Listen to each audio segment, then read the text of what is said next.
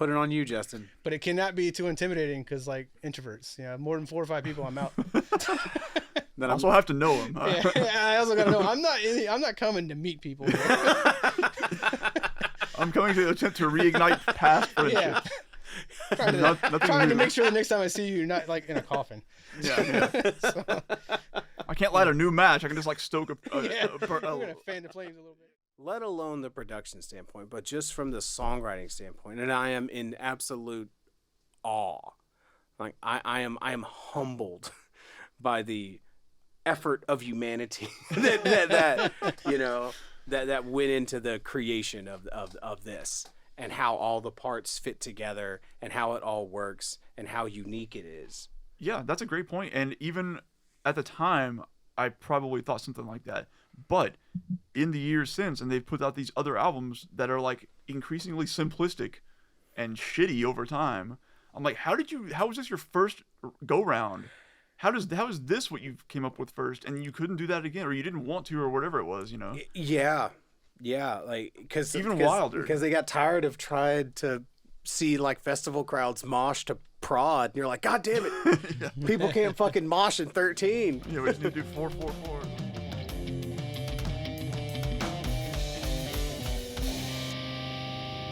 Episode 35, recorded August 3rd, 2022. Shit, what were we talking about before we stopped to stop? We were talking about how Justin always comes prepared, because you asked him if he brought notes. Oh, yeah. Yeah, I live my life very, very prepared. Damn it. Because you're a teacher. Yeah. No. And you teach a podcast class now? That's what it was, yeah. Oh, yeah, That's yeah, where we got yeah, to. yeah. And part of teaching the podcast class is always having notes that you don't make or something. Yeah, no. He asked if I brought notes for this, and I was like, yeah. I never take notes. Yeah, I don't. And he said something about my lesson plans. I was like, well, you got lesson I don't plans, make but lesson plans. Yeah, exactly. Not even for my podcast class. I don't even do that. But it's funny to think about that because you said you converted your newspaper class? Yeah, the newspaper students wanted out of making a newspaper a few years back, like, obviously. Like they revolted? Yeah, they're like, we really do not like a newspaper. No one reads it. No one likes it. None of that. That's fair, I guess. Are you trying to... Sorry, just keep talking. Okay. So they were like, can we do a magazine or something instead? And I told them to make a proposal to the principal and set it up and go ask him, and if he says good, you can drop it. They did, and he approved it, and they did a magazine that they loved. It was beautiful, colorful, not like a newspaper. But then the next year, they were like, what about a podcast? Yeah. And because they don't really want to write about the news in general.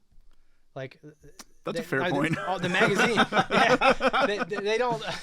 The magazine was more like a bunch of editorial type stuff, things that they were passionate about.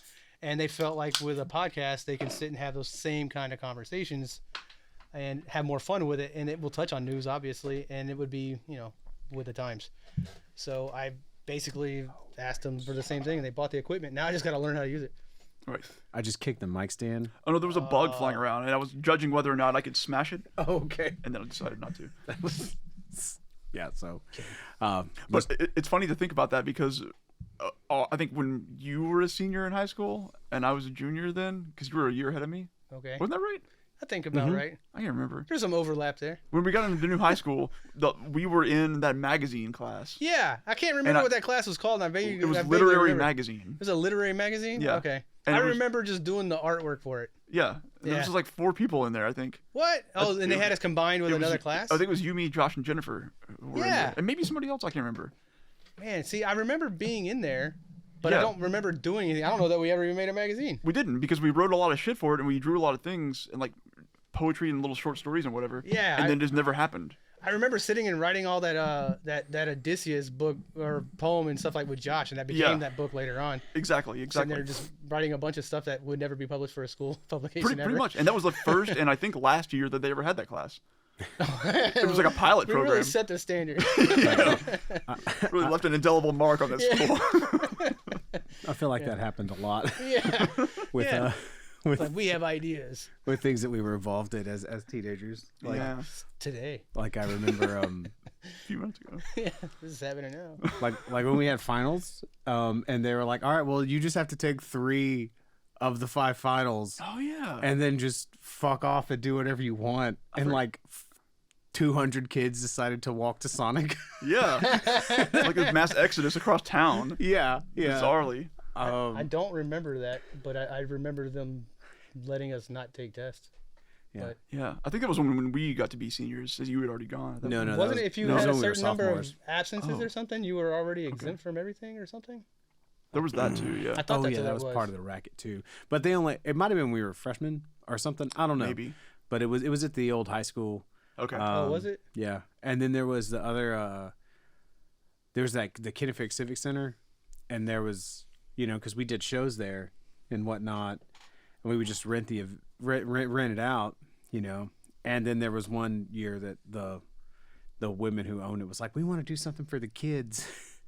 And so they contacted like me and Trey, and like, we know that y'all have done events here. We'd like to, and we're like, well, we'll do what we do.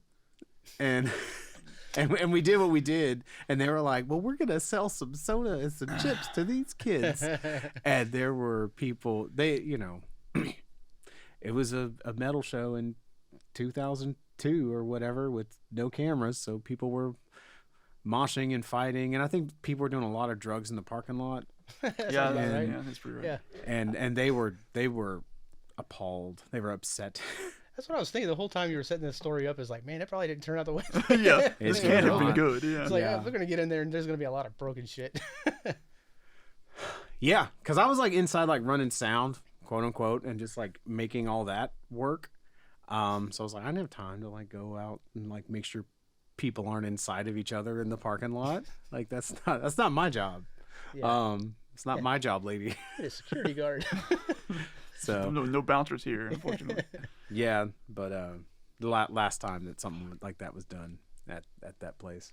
Really? Yeah. Oh, That was yeah. the last one. Yeah, Oh man. for sure. We did 3 or 4 of them. That was definitely the last one. For a while, anyway. I don't remember how many of those I went to. I know there was a few, but yeah, I had Yeah, no man. idea that there was a. I remember final. 3, I guess, right? I have specific memories of 3. Yeah, Those- And, yeah. you Yeah. know, I have Brian no Craig. specific memories of any of them. Brian Craig, R.I.P. made the first one happen, if I remember correctly. Right. So, and it sort of just dominoed from there. But yeah, here's to class of 2000, class of 01, ruining shit for everybody else. It's our motto. So yeah, this is Justin. Oh yeah. By the way, Yeah, that's me. this is someone else is here this time. yeah. Doesn't always happen. Although I'm assuming that if you've listened to more than one of these, you're probably quite accustomed to the informality, half-assed nature True. of what we do. But also, it's funny because at this point, once this one comes out, there will have been like 5 guests I guess so. Yeah, because we did Harrison, we did CJ, we did Allison. Allison a few times, we did Shay, and we did. Shit, maybe I was counting this one. Well, I've seen them Well, from then the I did- other end. I did one with Zach. That's And what I you was did one about with to say. Zach. I There you go. remember Allison and Zach. That's all I've seen so far. Yeah, Mhm. yeah, exactly. Because I've been watching these as they come Yeah. out, and I'm like, oh yeah, Harrison's on there. I was a guest. Yeah, right. So when you mentioned that, I was like, I just saw one where you talked about Harrison, but I don't know who this Harrison is. Oh yeah, Right. Yeah, he was listening to like the Pantera ones. yeah. the So, other day. So guests won't be such a wild concept once this one comes Yeah. out. I By guess the time you not. see me, it's like, oh, some other weirdos. Here. Yeah. Right. Let me look Old in the news. let me look at the description, see if it says who it is. Nope. Nope. Did they talk about who it is? Nope. Did they say his name? No. No one knows. Nothing. We are awesome podcast. We should probably not get involved with your podcast class. Yeah, man. Yeah. Like, I'm gonna have to make sure to learn a few tips from this one. Like, always introduce your guest. Yeah. Put it in the Always know description. when the thing is started and when Yeah. it hasn't started. Yeah. Give a general overview of what it is you're doing, Yeah. because that's the kind of show that we typically do. Yeah. I'm tempted to just not do that out of spite right now. But I'm not yeah. going to stop you from not Yeah, doing well, formality is not really a thing I think any of us have really ever been accustomed to. So Yeah. Nonetheless, it. Good point. Yeah. that's Justin. yeah. That's Robert. That's Richard. We all went to high school together. Mhm. And then the past several years, Justin has worked with me on a lot of graphic design stuff for websites, for album covers, For the wall over here. for the wall over there, for all sorts of different album packaging and designs, just blah blah blah blah blah blah, music videos, Yeah. so much stuff. So that's the dude That's the dude right there. Yeah, Art that was fun. Meister. I enjoyed all that. That guy. Yeah. That'll be real fun. That'll be real fun footage on that right there. Uh-huh. Ooh. I'm gonna regret that. 'Cause- So let's do it again. Put your finger right up next to it, and then it'll look like it's huge coming in. yeah, crossing well, it's gonna all these cameras. it's gonna look like dog shit too, because it's gonna be huge when it comes in. Anyway, Exactly. A third time. so but yeah, so Justin, brilliant artist, all that sort of stuff. We went to school together, all that shit. So know each other for 20 some odd years or Yeah. something. And the topic that we're gonna eventually get to today, Maybe. maybe, is we're gonna talk about Mudvayne's LD50 album. So, but So- we'll get there when we get there. So Brace yourself. brace yourselves. It's coming. Strap in. Stick around. After the break. So, I want to talk about Synthwave a little bit more. Okay. Good. Because I wasn't done last time. normally that was the last episode we did. We talked all So about it hasn't aired yet. it has I don't know anything not. about it. No. Oh, okay, cool. And so I haven't heard back to figure out how stupid I sounded. not He's like, we should not continue this at all. not as stupid as me, I'm sure. We'll So see about that. unique. What was unique about that episode? What normally we get through like one of these playlists or one of these things, and I get done it, and we do the episode, and I put that music to bed for a little bit, and I'm like, all right, I don't need, even if it's a playlist I made, even if it's something, you know what I Exactly. mean, It's rare that I leave here and like put on the thing that we just got talking about. right? Or that I listen to it at all for at least a week, Yeah. several weeks, I think- a month, I think ever after- again. Yeah, exactly. I think after one of the Machine Head episodes, I was like, man, I love this album so fucking much. I'm going to go get in my car and listen to it right now. I did not do that. Definitely did not do that. So yeah, like I listen to Suffocation all the fucking time, and I after the episode I was like, I'm good on a little bit, you know. Like I took like a 2 or 3 week break from the Suffo, but I was listening to like the Synthwave playlist that you made like the next day. Sweet. Um, Which is kind of funny because like we ended up not really talking about the playlist. not much. Like it's like an hour and a half long playlist, and we spent like 3 hours talking about everything. And then the last 5 minutes was like, we should probably talk about this playlist a little bit. Yeah, like most of it was like, what is Synthwave? Yeah, Well, we mostly talked about we mostly talked about the documentary that's true. and stuff like that. And so, but so yeah, man, I've been listening cool. to nothing but Gunship's first album. Now I'm curious because I went to look these up. Which album was it? It's self-titled. Okay, is that one that has vocals on it? Yes. Is there an instrument? Okay, yeah. Is there an instrumental version that you can choose? I don't know if there is of this album. Let me look. Because I checked on YouTube Music and they have 2 albums and they both have both versions. So there's like 4 total, but one's instrumental, one's vocal. Yes, there are instrumentals. And so you picked the vocal version. I did. Did you listen to the? I guess you didn't listen to the other one. I didn't. Okay, interesting. Because the vast, like 95% of the stuff that I listen to, 0 vocals, all instrumental. Right. And it's funny that the thing that you gravitated towards was the one full of vocals. And I thought that was really fascinating because when we laid out all the you laid out all those subgenres, right? Well, I pointed at the picture that had all the subgenres on it that I very blatantly disregarded. And so there was a Synthwave album by this band called The Midnight that I was already a fan of, and it was like, oh, well, this is in the synth pop subgenre, right? Okay. And then in this documentary, there's this band Gunship. They're talking about something like, I really like the way those guys think. They're also in this synth pop subgenre. Maybe that's my fucking jam in this genre. And I'll be goddamn if it isn't, man. I can't stop listening to this 2015 self-titled Gunship record. Hell yeah. It's so fucking good. I listened to it yesterday after you mentioned that, and I was like, yep. Or I listened to both of them because I didn't know which one you listened to. Mm. But yep, they're great. And what else I thought was kind of interesting is that because a lot of the stuff you had on there was like the dark synth, like the more intense stuff. That's what I end up tending towards. And I have to like speculate that because I gravitate towards so much other intense music outside of synthwave that like that's not what I need. Yeah, there's like a break for you. Right, yeah. I'm like, yeah, give me these like just this really just like sonic blanket and beautiful melodies and just let me wrap myself in it, and like nostalgia. That's cool. If they can serve that purpose, then that's awesome.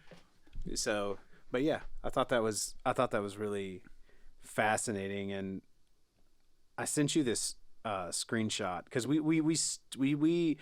were trying to articulate these ideas, and then I came across this thing. I was like, oh, that's exactly what we were trying to say. And it was like, I think it was a review of a Gunship record or something, but it was like the power of imagination, the lack of cynicism, and the notion that one person can make a difference. If you melted this stuff down and mixed it up with optimistic, future-gazing promise of the 1980s, blah, blah, blah, blah, blah, blah, blah, blah, blah, right? So yeah, lack of cynicism, power of imagination, notion that one person can make a difference, and optimistic future-gazing. And it made me think of like Back to the Future 2.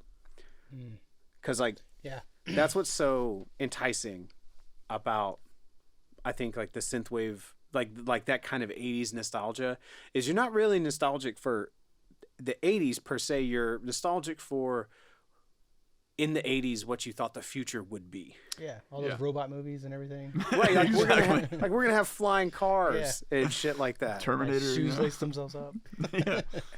Yeah, right. And now those exist actually. I think they are. Oh man, I missed out. 2015 came and went too fast. There's still time. Missed the gunship. Man. But yeah, and that's not what I don't think people look really. I don't think there's optimistic future gazing right now in 2022. Oh no, yeah. So I don't remember the last time I felt very optimistic about any future stuff. Yeah, get on that motherfucker. Oh, yeah, true. Turning too much now. Well, just pull it over in front of your face.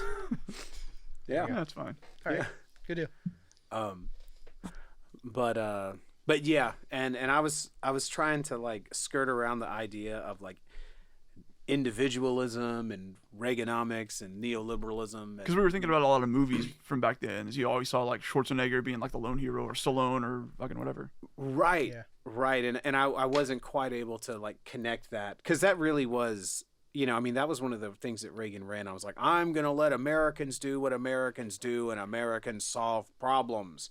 I'm going to set you free to solve problems. I'm going to cut the social safety net. Gonna let the market decide. Yeah. Trickle down economics. And you're gonna figure it out because you don't need a nanny state, right? And all that shit. And so, but the way that translated into the pop culture of the time was this individual that could make a difference, and that's.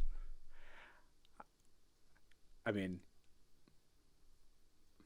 I don't know if that's a common notion now, and I don't know that it should be, but there's something romantic about it. Yeah. That had to have factored into, because I was thinking about that too. Like, it's hard to say though, because at this point, this music doesn't give me that nostalgia. Like, that's not what I go to it for anymore.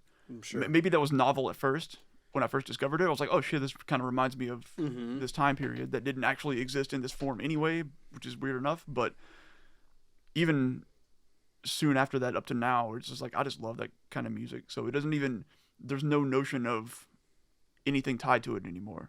Sure. For me. But I think initially that's what it was, but also the inspiration for it, as a lot of those dudes said. Right.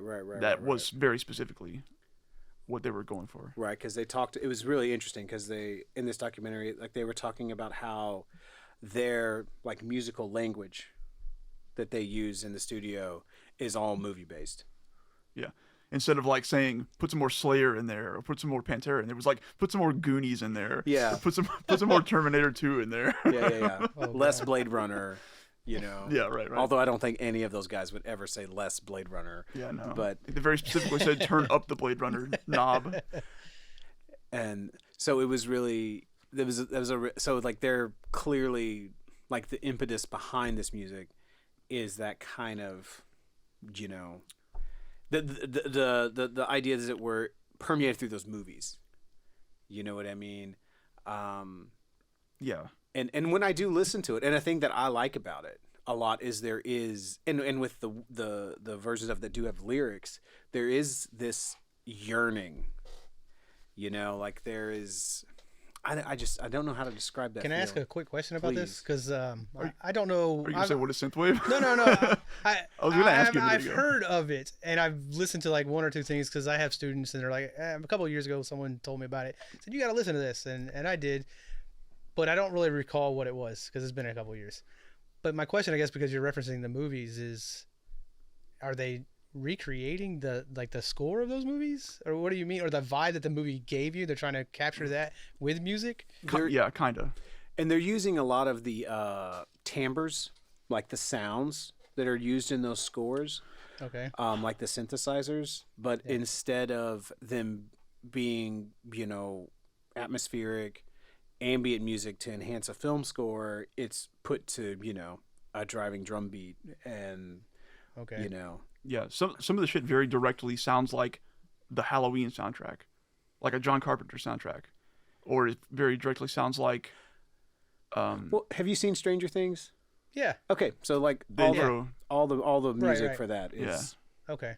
synthwave-ish, I got you. you know, or like the music in like Thor Ragnarok and Yeah. Right. So yeah, no. So like that whole, it definitely, because I don't know how to explain '80s music to people or whatever, but like you know it when you hear it. right, And Yeah, so like those movies and like Stranger Things, like I hear that, I'm like, yeah, it's '80s. right. yeah. Um, Like the weird part about it is that there wasn't a lot of music, like on the radio, or you didn't buy albums of this kind of stuff a lot of times. It was just kind of existed as soundtracks to movies or in this weird like right. peripheral way. Like it So was it's just like the atmosphere that people are living in. basically it's Okay. like the way it is they describe it. The way I've heard a lot of people describe it is like it's music that sounds like what you remember the 80s feeling like, That's interesting. which I think is pretty apt. Man. It's bizarre as fuck. Because what other genre has done? I don't know. Right, like what other like What other piece of art has dared to like capture this bizarrely like ephemeral feeling? but bizarrely specific, Yes, yeah. you know. Yeah, like that was another question, I guess, like I tied into what you're saying there. Like, why the '80s necessarily? Is it just because of the optimism thing? 'Cause I don't We know that the 90s speculated felt like that. we speculated a whole lot about that. Yeah, I think that's part of it for sure. But some of it's just like this music feels cool as hell because it feels like what you remember Nightmare on Elm Street feeling like when you watched it, or what you remember Tron when you saw like the CGI in Tron, the shitty CGI. Right. What that felt like to watch. A lot of this sounds like that felt. Yeah, 'cause I as remember bizarre watching as those that is. early, in my life, and like those were always mesmerizing, even with the shitty graphics and everything. Yeah. Until later on, you watch it and you're like, oh, like I know it's shitty now, but it's still like because it's It's shitty, but nostalgia. it's quaint and charming. Yeah. Yeah. Well, and Exactly. another interesting thing I think is that the people who are making this music are not people who were really participating in pop culture in the 80s.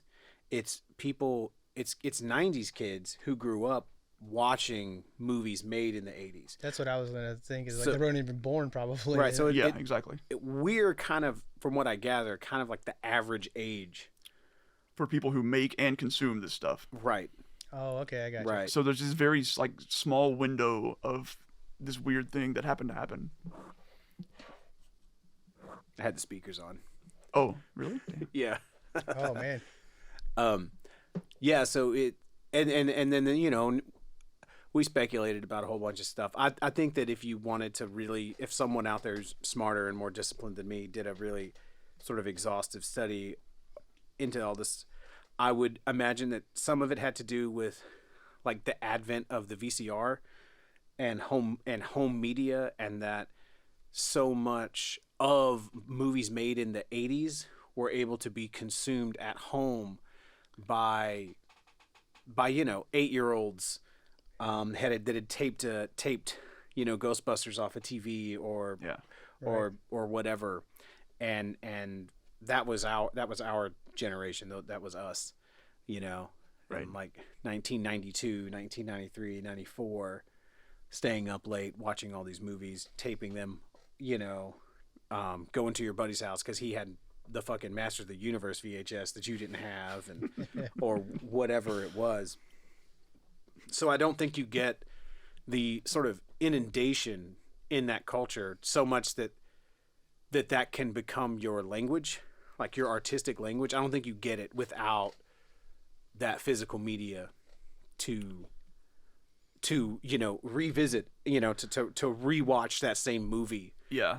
20 times in a week. Exactly. That was the other part of it, was like being able to go back to it over and over again. Whereas before you'd had to go to the theater to see anything like that. Right, Or right. catch it on TV, I guess. But Right, and you hear the stories about when Star Wars came out and people went and saw it like fucking 30 times and Yeah. whatever. Yeah. Once a month at the theater. You know. Movie stayed in theater forever. Right. So I guess, yeah. there's all these different things that were changing on how just people consumed media and pop culture, and how pop culture was even created, and all that stuff. So Yeah. But yeah, I'm gonna keep listening. That's cool, man. I'm glad. That's great. This is not what Robert said after I was like, so let me introduce you to death metal. He didn't. He's like, I'm done with this. He didn't come back. A slightly more muted response. Yeah, he didn't come back the next week, and he was like, dude, I figured out Mortician. Mortician is really what I'm into. I love that brutal slam gore grind. Oh man. Oh shit. Yeah. That was what it was. You left off the brutal slam gore grind. I'll never know now. Yeah, no. I should have given Because you. you can't check it out now. Nope. You Too late. You missed the Too late. window. Yeah. It's done. Time has passed. So, Yeah, so I should listen to this, I guess. I mean, if you want to, if you've liked the other ones, I don't know. Well, what you said interested me earlier with just the instrumental stuff. For a long time, I've always said I like instrumental music just because I like to zone out while I'm drawing. But like words pull me out of what I'm same. doing. Yeah. So if it's just in the background and I can kind of just vibe to it and draw, I like that. Like there's some of it that like I mentioned on the last thing, like sometimes I'll listen to it in the car I'm driving, and it's so like it sounds like you're hauling ass in the car basically. So it's like pulse pounding, like super hard beats and bass and shit coming at you, and then I look down and I'm doing like 90 and don't even realize it. So there's like there's that aspect of it, but also there's that like when I'm working or something like that and I just need something going on without any vocals like that. Yeah. It's very good for that. Just like put it on the background and let it go and let it kind of sneak in every once in a while. So yeah, I'd recommend that. Yeah. No, I'll give you some check it out. recommendations. All right. Yeah. Yeah, it goes down real easy. Yeah, we keep saying it goes down real smooth, like and that is a good way to think about it, because it's not ever particularly complicated or complex. Mm-mm. And that's not to say that it isn't intricate, right? Yeah. But it's, and I think that's something that is just so nice and so comforting about it, is that it is It is weirdly comforting. it doesn't ask much of you. Yeah. Like a lot of art, as it should, asks something of you. Yeah. You have to, all right, man, you're not going to do anything else while you listen to this, or you're going to have to like really read these lyrics, or you're going to have Yeah. It's got to be hard nowadays. So much like attention is hard to spare. Yeah. Well, but at the same time, though, it's easier and easier to find your sub genre, right? So it's easier to find the exact thing that you like. But you don't have to know anything about, because okay, like you take like a genre like jazz or like death metal or something, like they have there's languages associated with those styles, right? And so you have to be sort of immersed to a certain degree in those languages to be able to appreciate how someone deviates from those styles. You know, how someone deviates and whatnot, and what makes this band special next to this band, next to this band, right? And that's part of the enjoyment. Now Synthwave does that as well, from, you know, because the artists are different and they do you know, and whatnot, but you don't need to be aware of any of that to enjoy it. Like, it can just... Yeah, like those weird differentiators are in there for sure, but like I said, like I don't really care about them that much. Like a lot of the stuff I end up getting way into is like labeled as dark synth, as like a subgenre, or outrun, or whatever. But I kind of just don't even pay attention and just find all the stuff that I like and go all over the place. Right, and it just so happens that the things you like happen to aggregate around those subgenres, but you're not seeking out, like, you're not like dark synth playlist. Yeah, I'm not going to the search and being like, let me find some like space wave, like hook me up with some dream wave, or some yuppie wave, which like you don't even understand what that really is, but you kind of get a sense of what it might sound like. I don't know, it's so weird. Yeah, it was fun. I hope we find some reason to talk about it again without just repeating the same thing again. Yeah. It's because of where we left off on the Synthwave every episode. Yeah. So from last time we kept going. Yeah. Richard found another interview snippet it's like, yeah, this says what I was trying to say even better. Right. Okay, hold on. I really found it this time. Go back. Yeah. But it's like, I don't think we were wrong to not talk about the playlist very much, because even if we did, I just don't think I have much to say about it. Like on a song by song basis? Yeah, I had specific things, but after whenever I got to it, I was like, this is just really kind of, it's too detailed, or it felt like it betrayed the spirit of the music for me to sort of, oh, well, there's this rhythm here, and that's like this rhythm, and let me break this down, and let me, you know what I mean? This was interesting when I saw it, or blah blah blah. But yeah, it would have been. I don't know, man. A bunch of nerds make this music and listen to this music, so maybe there would be some appreciation of that. I don't know. Maybe, but that's what I'm saying. It's like, even if I listen to song by song, I put the playlist together, but even I'm like, I don't have anything to say about this song. I just fucking love it. Yeah. Like, I just like it all. Right. So it's kind of a weird one. Whereas like something like Pantera, we can dissect every little. God damn, you know, man. Stuff like that. We had so much. It is arguably too much. I'm so glad that we did that, just almost as like a point of contrast to like the other albums or other things that we talk about, and I could just feel like that I just do not have as much to say about really anything. Yeah, we have to like stop ourselves from going past 4 hours sometimes. Oh, yes, this has become the Pantera podcast. Man, like, No, those are already done. we're 35. Oh man. Well, there's one more to go actually. We're 35 episodes in, and somehow like 30% of the content is of like the time done is How many did you do for real? We did 4. And you're going to do one more? Well, so we wanted to talk about the home videos, the Pantera home videos. Oh, okay. Which I don't know if you remember those. I remember. I do remember watching. Probably over Probably your house. my house. Yeah, exactly. Yeah, So- I do remember seeing a couple of, because I remember them having like crazy fucking footage. Yeah. That's really what I remember, like hotels or something. Like Yeah, all this dumb destroying behind the shit, scenes yeah. bullshit. I Yeah. remember stuff like that mainly. Yeah.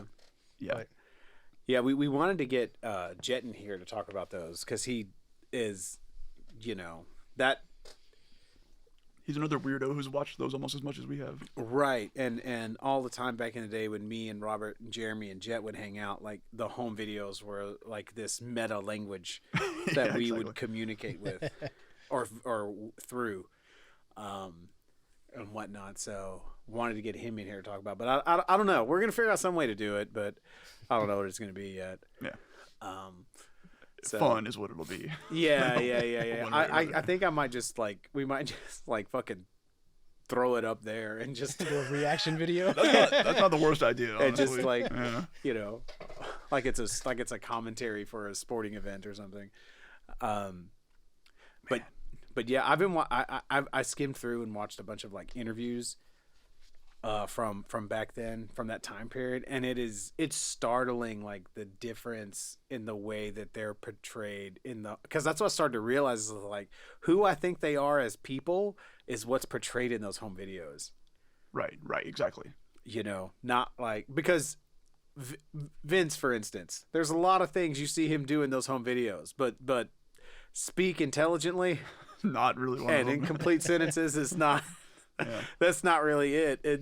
Yeah. So when I came across like an interview footage and they're talking to him about like, well, what's the music scene like in Dallas? He's like, oh, the music scene in Dallas is incredible. You know, we have Eddie Brickell doing really great. You know, the Toadies, they're an incredible band, and it's just you listen to the guy talk and you understand that like, oh, he was the real sort of brains and driving force behind that band. Like he's what made all that work, you know.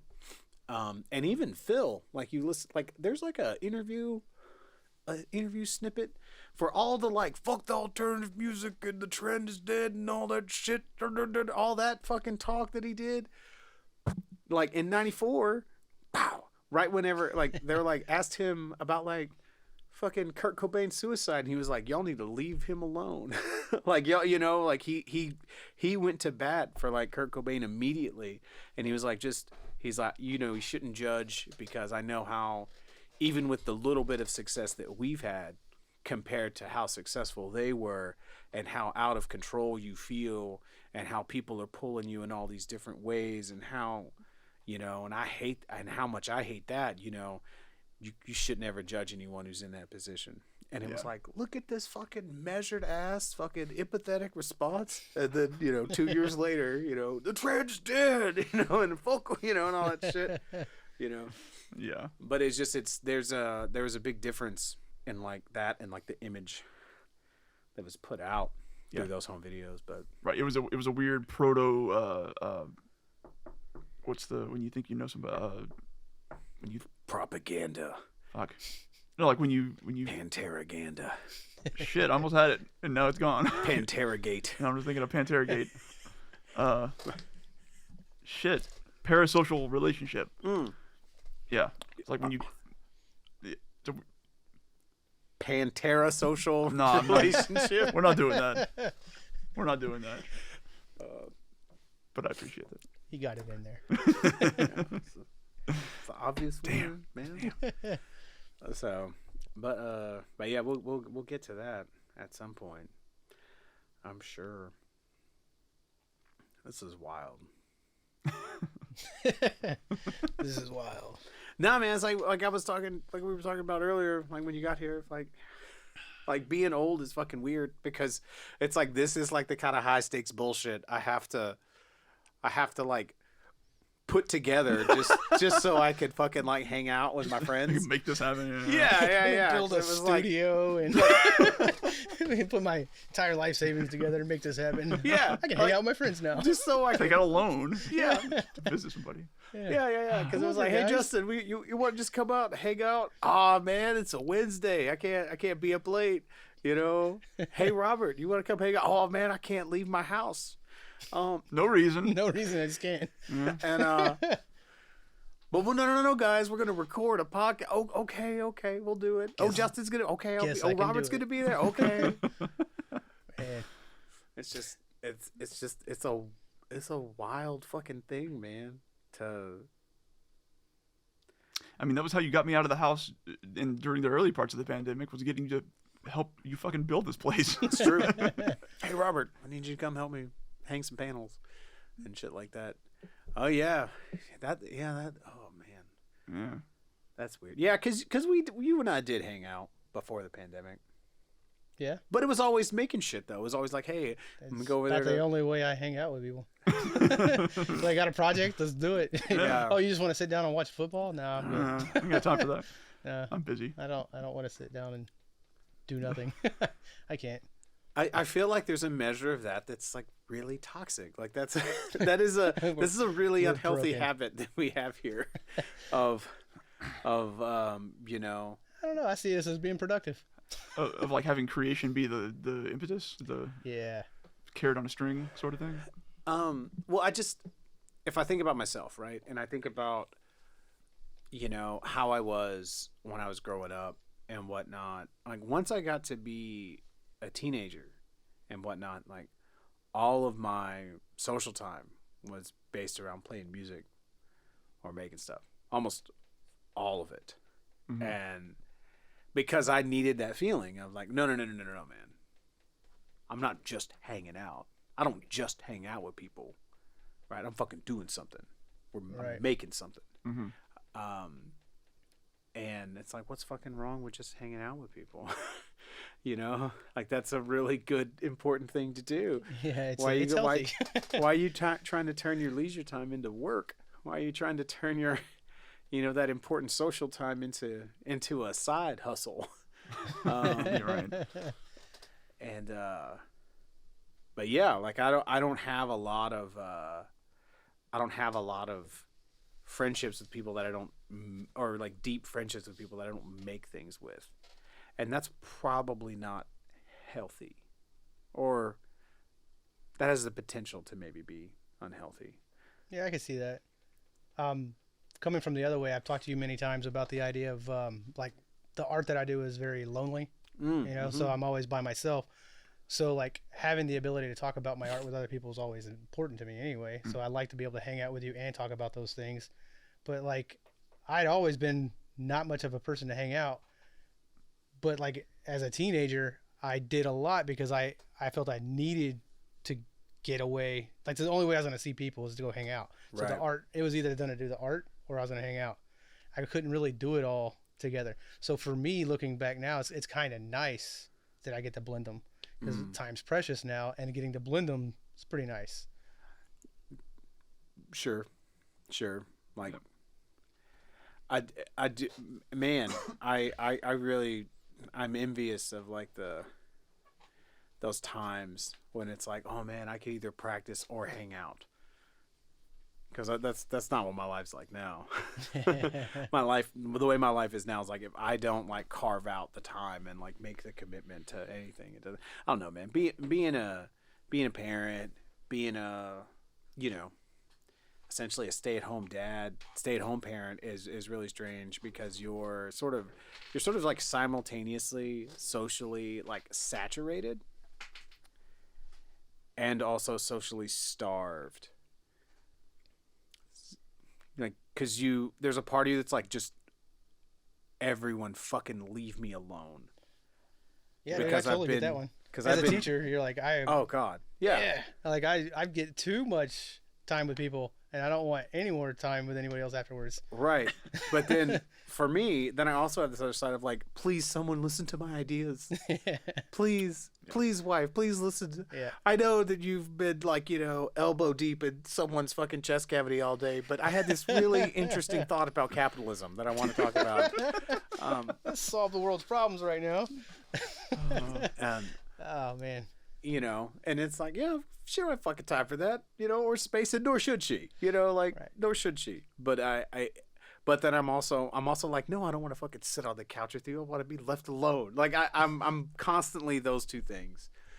And it's so, I don't know. It's a weird space to be. And I mean, look at this. This is just like a pathetic attempt for me to just like, I'm doing it all again. I'm like turning social time into work so I can make sure to get it in. Robert and I have spent more time together this past year than we've spent together in probably the past like 10. It's probably true. Sadly. Yeah. I don't know. We talked. Well, that's kind of what started the thing, is because we talked a lot during the pandemic. Relative, on the phone or whatever. Yeah. I mean, relative to how much we talked. I don't know how much. Yeah. This is really a lot. Like once a month, maybe. That's a lot to me. And that was a lot for me. Yeah. Yeah. This is the most I spent with you guys together in 10 years too. Already in the first 20 minutes of this. Right. But no, I think the last time that all three of us were together was when we Another project. We were making some shit. Yeah, exactly. Yeah. Yeah. I guess I could see how that could be unhealthy though, because like, how do you build a relationship around other things other than that, right? Right. Like what other interests do we share? I don't know.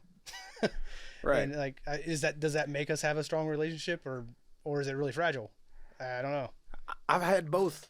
I've seen both. You know what I mean? I've had relationships that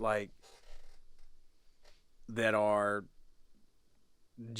that when that creative thing like isn't there anymore, then like it's just, Yeah. like even if like not in a like a tumultuous way, like not in a dramatic way, just like, well, of course I like hanging out with you, but I got other real friends. And you know, man, like, you're a good drummer. I think you're a good guitarist too, but I'll see you around. You know, I'll be happy if I see you at the same show, give you a hug, how you been, blah blah blah, but we don't need to have lunch. You know. Yeah. So I had things like that, you know. But then I don't know, man. It's just I don't know. It's an interesting thing to think about. Yeah, like as a weird introvert, it's like super hard to get that to happen. Like, I think we talk even on here. How often do you call them? Do you call somebody? Fucking never. No one ever. Like, when's the last time you just you picked up the phone and you hit the green button like to outgoing call? Maybe like a week ago. Who'd you call? I don't know. I just have to look. It's been a week. Dude, I'm the same though. Like, probably been a week, and it was probably returning a call. Yeah, also that probably. Right. That's fair. Yeah. But like, that's not good, and I know that. I But don't initiate conversations hardly ever. yeah, me neither. I Like, don't I know could probably why. initiate a conversation with you. Yeah, I was like, yeah, hey, let's have a conversation. What did Yeah. I talk about? I don't know. Yeah. You got a project? Come on, Robert. We're gonna have a project. No, we can't do it like this. It's like, God damn it, we're not friends no more. Do you ever have the thought of like, man, I'm gonna call my cousin, or I'm gonna like call, or you know, or like I'm gonna call somebody, you know, like I'm gonna call a relative. I have not called a relative in 5 or 10 years. Nobody knows I'm alive anymore. Man, my mom called me the other day, and it was the first time we talked in like 6 months. Shit. Oh man. Sometimes I have the thought of like, oh, I'll call my cousin or whatever. Then I'm like, man, but they never hear from me. So when they see the phone ring and they see that it's me, Who's dead? yeah, they're gonna be Yeah. really afraid. And I don't want them to go through that. That is how I think So- of, like, when I get calls now. I'm like, oh, this can't be good. Yeah. I don't want to put my cousin through this mini trauma. Yeah. So I'm just gonna Send him a avoid text. contact with them for another 3 to 6 to 12 months. Yeah, Just like when see you- him at Christmas. When somebody in your family passes away and you go to a funeral and you see people you haven't seen in like 7 years, and it's like, man, we see each other at funerals, huh? And it's like, that's the truth, actually. Yeah. So sad. What's These the are our sad part about get-togethers. that? It's so sad. Family reunion and a funeral all in the same time. Yeah, because we're all unhealthy fucking weirdos. You're gonna run out of people are gonna run out of you're gonna run out of family members to die to have the gatherings. It's gonna get No. smaller and smaller. And then it's you. Yeah, I don't know. Maybe we should Shit. like actually take some of this to heart here. And Yeah, actually try to yeah. see people and not have a project. Dude, we're having a barbecue. No one's talking shit. Yeah. No microphones. But yeah, exactly. If I see any Nothing. microphones or pins or anything, Yeah, Nothing. we're just gonna eat some food. Yeah. that's probably a really good idea, actually. Man. There you go. We have our own reunions. Wow. Yeah. Someone else needs to take responsibility for this. See, there you go. That's the problem. I tell you what, I like cooking. Okay. There you go. So you're saying, Somebody else have a barbecue pit. Okay. All right. I'm gonna make. There we go. I'm putting it on you, Justin. But it cannot be too intimidating because, like, introverts, more than 4 or 5 people, I'm out. Then I also have to know him. Yeah, I also gotta know I'm not coming to meet people. I'm coming to attempt to reignite past friendship. Yeah. Trying to, Nothing trying to new. make sure the next time I see you, you're not like in a coffin. Yeah. So, I can't light a new match. I can just like stoke a yeah, we're gonna fan the flames a little yeah, bit. exactly. Yeah, Oh, Pile of barbecue. embers. Yeah. Fuck. Yeah. This isn't about new fires. Yeah. Yeah. Yeah. Yeah, we can't handle that. Yeah. That's too much. I don't work. remember the last time I met someone new and kept them around. Yeah, that wasn't like a coworker. Yeah, it's like, I'll hang out with you. You're a coworker. Right. Shit. But then you leave What that is job, that? they're gone. I guess I don't know. That's a fucking thing to consider, man. That's an intense question, right? Like, what's the last new friend that you made, Yeah. and that like wasn't, oh well, they're friends with my wife or they're friends with my girlfriend or something like that. Mine was a coworker. So, Yeah, it's like when I first started teaching, I still talk to the same guy, yeah. and I'll go hang out with him a Like couple outside of times a work? year. Yeah, Outside of work, I'll hang out with a couple of times. Well, I mean, that's how you meet a lot of people Yeah. when you're adult. Is through Yeah. work. Yeah, you through know? work. Because you spend 8 hours a day there, roughly.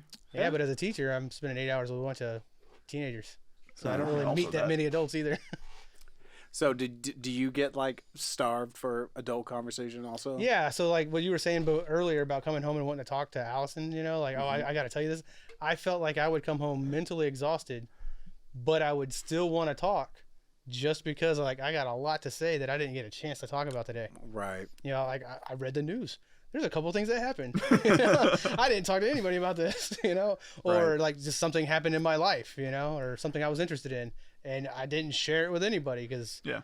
it just like, that's not the case for I think most teachers, because most teachers do work with other teachers at least nearby.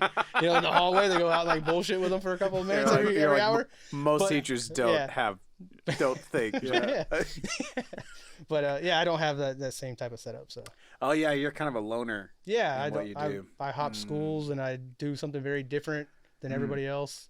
Like I'm the only one in the whole district that does what I do. So I don't really have I'm in a department, but I don't teach anything that they teach. Yeah, I I barely see remember. 'em. I remember that. That's a weird. In a way, it's nice to be left alone. Oh yeah, I love that part. to like not have any like micromanagement, any Yeah. like supervision and shit. But It's nice. but it's also I'd probably be more productive if I had it though. sometimes it's just nice to work with people too. Yeah. So I like all the parts where I'm working with the students, you know, like I said, we're making a podcast. We're doing a lot of really interesting things that I like creative wise, Yeah. but they're still teenagers, you know, like what they're Yeah. interested in is not what I'm interested in. And I could be interested in some of their things and develop new interests, whatnot, but it's not the same as talking to somebody that's in the same age bracket as me. Yeah. another It adult. has like roughly the Yeah, experiences. you know, yeah. some They of that don't know makes what it's like to go through any adult problems or anything. I can't have those conversations with them. Right. Yeah. And yeah, I mean it's been a long time since I taught high school. Well, yeah, because I taught high school for a while. 10 years, right? About, but then I taught college for like a few Yeah. years after that too. So, and then that was like an interesting spread as well. But you know, I really liked. Well, it was cool because I was teaching the like the transitional math courses, and that would be an interesting mix of you would have like a 40 or a 50-year-old student who was going back to school, hadn't taken a math class in 20 years. Yeah. Yeah. And then you would also have a really talented, you know, kid right out of high school who just didn't pay attention on the placement test and didn't really need to be in the class at all. Like they knew this stuff. They just Yeah. were bad students. Yeah. You know what I mean? Or, you know, like that kind of thing. And everything in between. Right. You know, so it was an interesting challenge to sort of craft lecture and classroom management to work for people who were in all these different places in their lives and were trying to get completely different things out of the class. You know, because someone is like, I have to pay a babysitter to fucking be here. You teach me this shit because I need to learn it because I cannot afford to take this class again. Yeah. And Because like ostensibly everyone's there to learn because it's a college course, so you paid to be there, but they didn't pay for themselves in every case. yeah, So and there's then still that Right. spectrum. Yeah. right, and then you have like, The ones that are going to be their first year dropouts and they're just here because mommy paid a bill. yeah, well, my dad said I had to either go to school or move out and get a job, so I'm here. Yeah. Yeah. Because know. fuck work. And Smart kid. so you'd have a few of those, and so it was an interesting like dynamic to like how do you talk to them all? You know what I mean? How do you present the material in such a way that it works for all those different demographics? You know what I mean? And so, Yeah. But it was also nice because it's college courses, so you go and you lecture and you fucking leave. You don't have to like fucking like, all right, well, I'm gonna hang out here while you do your fucking work. You know, you don't have to like, you don't have all that fucking like dead non-instruct. You just have the instruction time, and then it's GTFO. It's not like high school, or it's like, all right, well, here's instruction time, and now Did you ever do office hours or anything like that? I was an adjunct, so like not really. Okay. I mean, yeah, no. They wouldn't hire me full time. Oh, right. I was too handsome. Yeah, people. Damn. Curse. Best blessing and a curse. But yeah, I think this is why men commit suicide more frequently than women. They're too handsome. Yeah. Oh, Nailed it. Because they don't pick up the phone. Oh man, I forgot we were making them come back full circle. We were on this arc and we were just hopping off of it. No, maybe so though, for real. Because like I know I like hanging out with you guys. I know I like hanging out every time that I do. But when I'm not hanging out, I know I like that more. Yeah, kind of like it sucks, but I kind of do feel that way sometimes. Like if it was like a once a month type thing to where I'm like, I'm gonna go hang out with people once a month, I'd be like, cool, I'll make sure to try to make that, and maybe I'll cancel occasionally, but I'll try to hit that monthly mark. But if it was regularly, like people who are truly like out there and you know, hanging out with people all the time, like I see that as just exhausting, and like they're just committing suicide. I mean, on the one hand, I think maybe yes. On the other hand, I wonder if I was forced to like have to hang out with people like multiple times a week and just be out there doing that shit, would it just become something that I wanted to do? You know? I'll never know because I'm not doing it. Yeah. I mean, even me, like, because I'm too, like, it's strange because I seem like an extrovert to a lot of people, but in a lot of ways I'm an introvert because, like, I like going to concerts by myself and not fucking talking to anyone the whole time. Yeah, that doesn't actually require socialization of any sort. That is interesting. You know, I like going to a restaurant by my fucking self. I do that. Like sometimes I'm like, I just need to be out and see some people, but I don't want to hang out with any of them. And like, I'm gonna go to a restaurant. Yeah. So we go in and make friends with the waiter for a couple seconds. And well, I don't even realize I was like, this is what I want. And then sometimes I'll bring like some paper and a pencil. And I'm gonna sit here and sketch for a while, and I'm just chill here for like an hour and just barely eat. Sometimes when I'm doing yard work in the front yard, I'll put on headphones and I won't even be listening to anything. Just so my neighbors won't talk to me. Hell yeah. Oh man, that's a good one. Or I'll walk around the fucking bookstore with just headphones on with nothing fucking playing. Man, see, I don't ever have headphones. I need to invest in these. Yeah, like those. Like, Make sure everybody knows I have them on. Right. No one These will are not fucking talk to earbuds. you. No one. Yeah, you can see these. Right. Yeah, that's a good idea, man. Yeah. But yeah, I even so yeah, I don't it's weird because I've always been in these situations where that time was just not available for some reason. Like I taught at a music school for a really long time, and so like when are people, oh well, no, sorry, I can't go to dinner, can't go to that concert, I'm teaching till 8:30, I can meet you at 9, blah blah blah, you know, too late, well, I gotta work in the morning, blah blah blah blah blah. So I always like got myself out of these situations through my lifestyle anyway. Yeah. So but I typically would, you know, like I feel really comfortable and good like hanging out if it's at and I'll be really social and talk to whoever, make friends with everybody if it's a show that I'm playing. But if I'm not playing, I kind of don't want to fucking talk to anybody. Like I just want to like sit, and I don't want to make new friends, even though I should like network. I should do all that shit. You think it'd be a great place for you? You're both seeing the same band. Like there's probably like so many like bands that could have started if I just would have struck up a conversation with someone that we're like screaming suffocation lyrics together or some shit like that and doing air guitar together. It's like, well, we're clearly really into this. Are you in a band? We should be friends, you know, like dozens and dozens. Do you think a lot of the people in the crowd are the same as you though? Like I'm here, but I don't want to get to meet any of you. Like they all have social anxiety disorders. Metal people, yeah. Metal Like, I people don't are know. awkward as fuck. Yeah. Yeah. They're typically like super nerds trying to come off as tough as hell. Basically, yeah.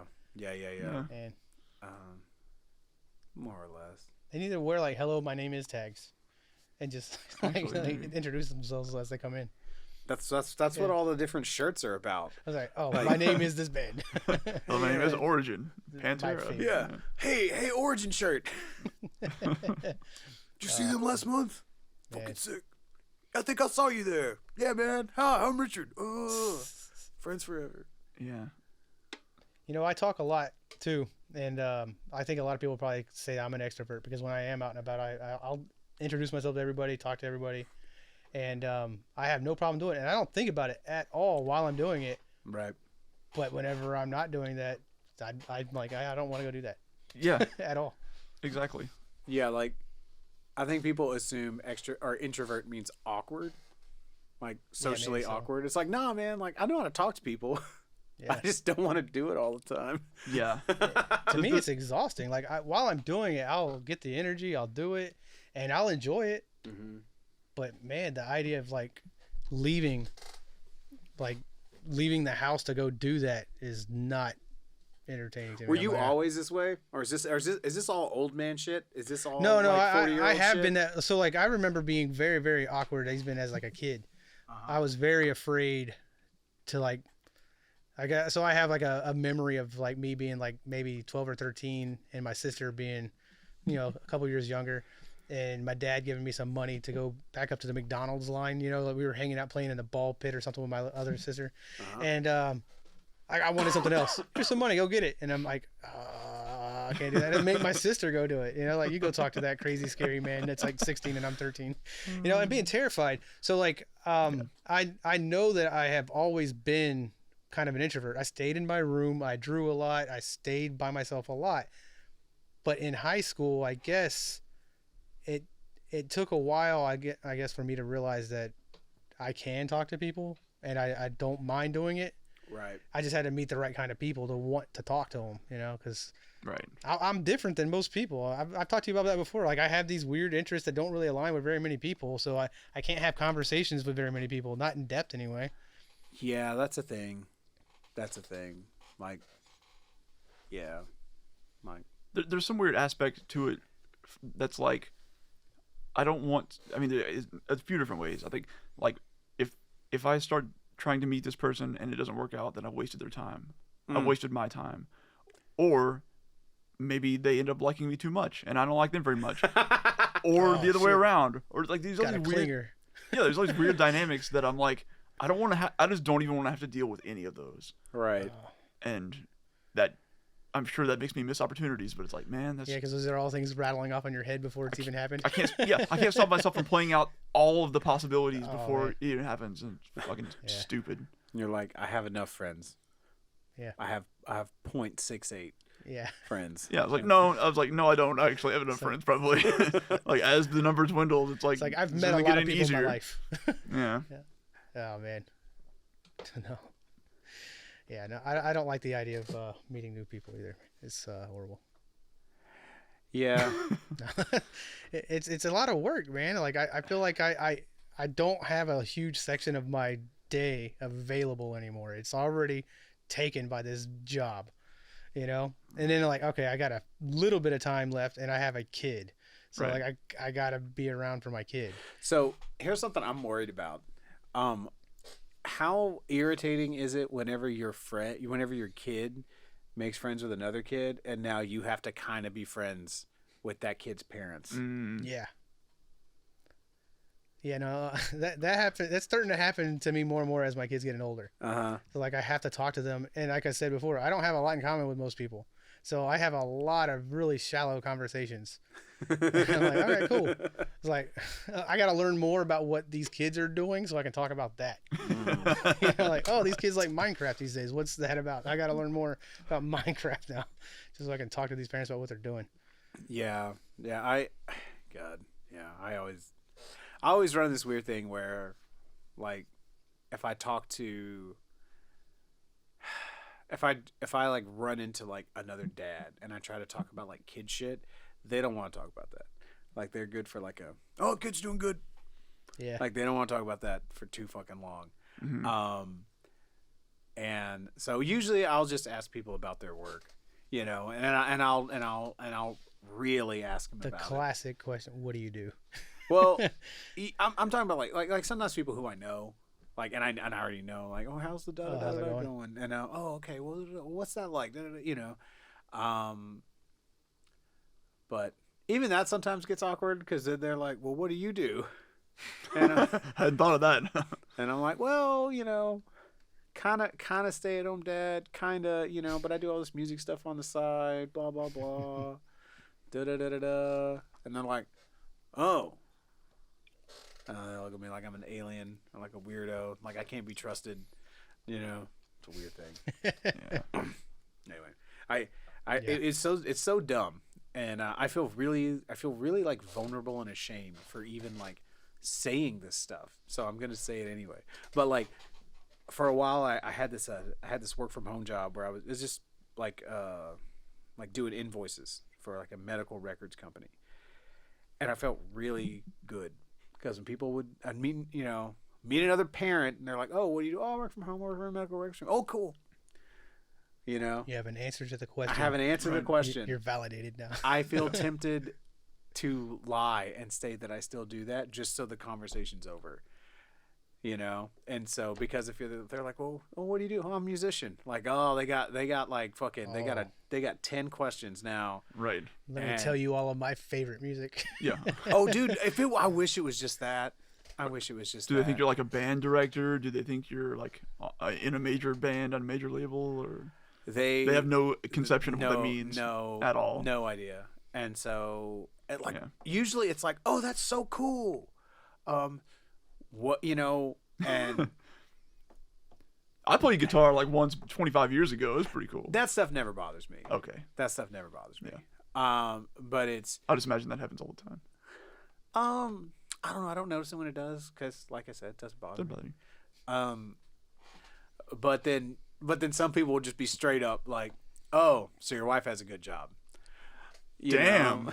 Damn. Like that. Under the bus you go. Like, oh no. So like, but how do you pay for stuff though?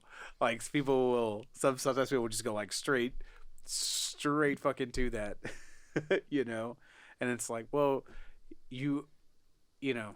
That's when you flip them off and walk away because you don't need to be talking to this fucking person. Well, what if they're like, you know, your neighbor? That's what I always do. You're like, So I say hello. That's how I do you start think I from stay an go introvert? with my fucking neighbors with that. Oh man. But yeah, I don't know. It's just it's an interesting. I don't know. It's a thing that I think about, and it's like, man, like it's so. I don't know. It's just a weird thing. Just as far as like how different women and men are treated, like, you know, because if a mom is a stay-at-home mom, that's a little more like, oh, what do you do? Oh, I stay home, take care of the kids. Oh, cool. Yeah. Oh, there's certainly a bias against that. You know, Absolutely. Yeah. and it's like, oh, well, what do you do? Oh, I'm a stay-at-home dad. Take care of the kid. You know, what the fuck is wrong with you? Yeah, even as far as that shit has come, like there's still a notion of the Just dad tell them you're being... disabled then. You're good. Yeah, like, Get a disability check. There's still that notion of the dad being the breadwinner of the... yeah, Yeah. yeah. And I'm not trying Plenty to like. of people still... Yeah. It's. Let me be very clear here. This is not like something that I have endured. This is not like a. It's a mild irritance a mild irritation that I've encountered. It's more something I've noticed. You know what I mean? Yeah. This isn't like. It doesn't compare to like the normal baseline shit that women have to deal with, because women have to deal with both sides of it, right? Which is, if you're a mom and you go back to work, then you catch shit for that. If you're a mom and you stay home, then you catch shit for that too. Sure. And so like, Yeah. so I don't know. It just sucks that there's, and again it's like, I don't even know if it's like that much of the weight that I carry around is necessarily from individuals, like individual shit that individuals have given me, or it's just like this sort of intangible like societal pressure, like it's this internal kind of voice of like, You're not a man if you're not making money. Just that weird expectation in the back of your mind. Yeah. I don't know. Yeah, I always kind of had that too, man. Just not making as much money or something like that.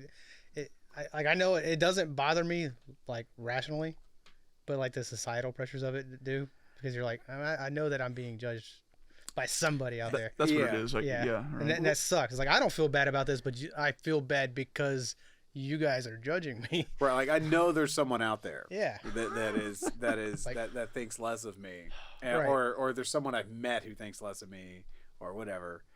I don't know. So I'm gonna make up for it by I'm gonna do jujitsu. I'm gonna do also the man shit, or whatever. Yeah. I get around that by just not giving a shit what they think. Well, you never have. Exactly. Those Because are- I know there's someone out there being like, dude, you're like 39 years old, you're not married, you got no kids? Fucking loser. At least one person, probably way more than that, but I'm just like, I don't care. Just accept that. But you've like literally never cared, like really what anyone thought. Yeah, that's true. But like in a calm way. The only other person I know who like I feel like really just didn't care what any other people thought was PJ. But yeah. but his was like a almost like a focused, like his was directed. Like he was actively Actively not caring at you. yeah. Take that. Yeah. It's true. That's true. You were just very much like like you could bring whatever bullshit to Robert's doorbell, he'd be like, whatever. Yeah. Ain't bothering me. Yeah. I think as as you get married, have kids, and then you're expected to engage with people that are in similar situations in life, and you're around these people regularly, you feel those eyes are on you too. So it's like, even if you don't care at all, you start to feel that pressure, and you're like, man, like I thought we were cool. I didn't know you over here like talking shit behind my back. That's a good point, yeah. And there is it's an interesting thing, because there is a lot of once other people are relying on you and whatnot, like you have to pull your own weight, whatever that means and whatever that situation is. And like that's and like whenever you're when you're doing like the family thing, what that's like, and so it's probably hard to not project onto other families and stuff. I don't know. Don't Because listen to me. I'm not making well, my I own mean, stuff. just like taking what you just said there, like it does feel like people have a way of doing things, and they think their way is better or correct, and so not that they are trying to be jerks about it or anything, but it's just kind of natural for them to look and make assumptions or something, or you feel that they are. Yeah, even if they're not actually. Yeah, they're not. You get that There's impression. nothing there really, but you feel that way because you have your own insecurities. Yeah, that could be true too. Yeah. Ugh. But yes, that's the sort of thing that people are brought up as, or around, or in, or whatever. Yeah, it's like, You see it, so you think that's the way it should be. because I was raised in the opposite dynamic, like dad breadwinner. My mom did stay at home for several years, and so like to not that I was a stay at home dad, but being not the breadwinner, at first that felt like I'm not carrying my weight, like we're not hurting at all. We're doing better than just about anybody. Why do I have this need? Like, I'm happy doing what I'm doing. What does it matter? Why do I have this need to say, screw this? I need to go get a job I hate more to make more money so I can feel like I am the breadwinner now. Yeah. It's not a competition. Or like what a lot of like dudes do if they're in a situation where their wife makes more than them, like they excuse you? Was it just that one? Oh, it wasn't plugged all the way in. Oh, did it die? Is that one plugged all the way in? Yeah. Yeah, I can click it just now. Okay, yeah, this one's good. So, we'll just have Richard's camera cut out for a little bit. Oh, just say like 0% or something on the battery, or like 1% or something. 3. Okay, rad. But yeah, like like some dudes will, if their wife makes more than them, then they'll, like find ways. I don't know, like, oh God, this sucks. So much about relationships are really about power and negotiating power all the time. And so, oh, well, my wife makes more than me, but I need to make sure she knows where she stands. So I'm going to treat her like shit, or I'm going to talk shit about her in front of other people. And I'm going to, all these, those are things that like happen. Yeah. All the fucking time. And it, ugh. Yeah, that's a shitty thing because like there's no need for that at all. Like I was saying a minute ago, like I'm happy doing this, but once again, the societal pressure is making me feel like I should be a jerk or something. So I had to use this power situation in some way to feel better about the fact that I'm not that. And it's like an inverse, You're like, who's the most powerful? Me, for not caring about the power. Oh, dude, that's what I'm doing. Yeah. Oh yeah. Fight the power. It's all pyramid. Robert's at the top because Robert doesn't care about. It's all in the mind. There's not actually any power being wielded here. Man. I just don't care enough that I'm at the top of my own mind. What's power? Exactly. Power in here. Oh man. Yeah. Yeah. But so you don't tell them you're a musician. Yeah, I mean, really, sometimes you just wish that you had that easy out of like, I don't want to have to explain anything else. Yeah. Like I just want to give you an answer that like answers it, and we can go on to like this surface interaction. Because I don't mind fucking talking about what I do or explaining it, but it's gonna take some time. I answer the question is that I'm a teacher, and they always ask, well, what do you teach? And I don't have a good answer for that because I teach like 75 things. They're like, well, what do you do? Like, well, the majority of my time is working with cameras. I teach photography. So do I tell people I teach photography? I don't know. I'm on the field taking pictures and I'm doing sports photography. Am I a sports photographer? I don't know. I teach graphic design for like an hour a day. Like I have this podcast thing for an hour a day. Like everything I do is different throughout the day, so I don't have a good answer. Communications teacher. Yeah, I'm a communications teacher. Yeah, I should probably just say that. But yeah, there's no good way to just end that conversation. Right. Yeah, because you really do so much, or teach so many different things. Yeah, literally every class I have is different than the previous. Yeah, man, that's wild. Yeah, I got 5 classes that are all different. Well, and a lot of it like relates to other people's experiences, right? Yeah, because they're all like journalism classes. They're just different things, Like what are we gonna do? Like photojournalism is a big part of that day, but the other stuff is in there. So yeah, it's storytelling and interviewing people. Like talking about being an introvert, and I'm over here teaching people how to interview people. Contradictions. Yeah. Man. Yeah. I talk about being an introvert and conscious about what I'm saying, and here I am like putting goddamn fucking however many, like 100 hours worth of me fucking talking, like just fucking on the internet. Oh man, foiled. God. Like in you too, you're full of shit also, man. Exactly. You're talking about like yeah, because I've got like 100 something videos put up on YouTube of me explaining shit. It's like I hate talking to people. With that, I don't know they exist though. True. we're all You're not liars. having to do it in real time. Yeah, I just recorded it and you're listening to it. Yeah, that's what it is. Yeah. Fucking liars, man. Yeah, we are all extroverts right here. We're full of We're shit. exhibitionists too. Just Hey, I didn't sign up for that. just whores, just attention seeking. Oh my god. So how I can't remember actually the first time that I met you. Me? Yeah. Like you just Your 9th grade year? Yeah, you're just this person I've just always known. Is it like I don't really remember the first time meeting like almost all of you guys. I just know that I did your 9th grade years. Yeah. I hung out with people that you knew. You were probably like, man, these 9th graders are so cool. Probably because I hung out with more of you than my own grade. I don't know how that happened. I mean, I had friends in my own grade too. Like I probably had an equal number of each. I always felt like in high school I was hopping groups all the time.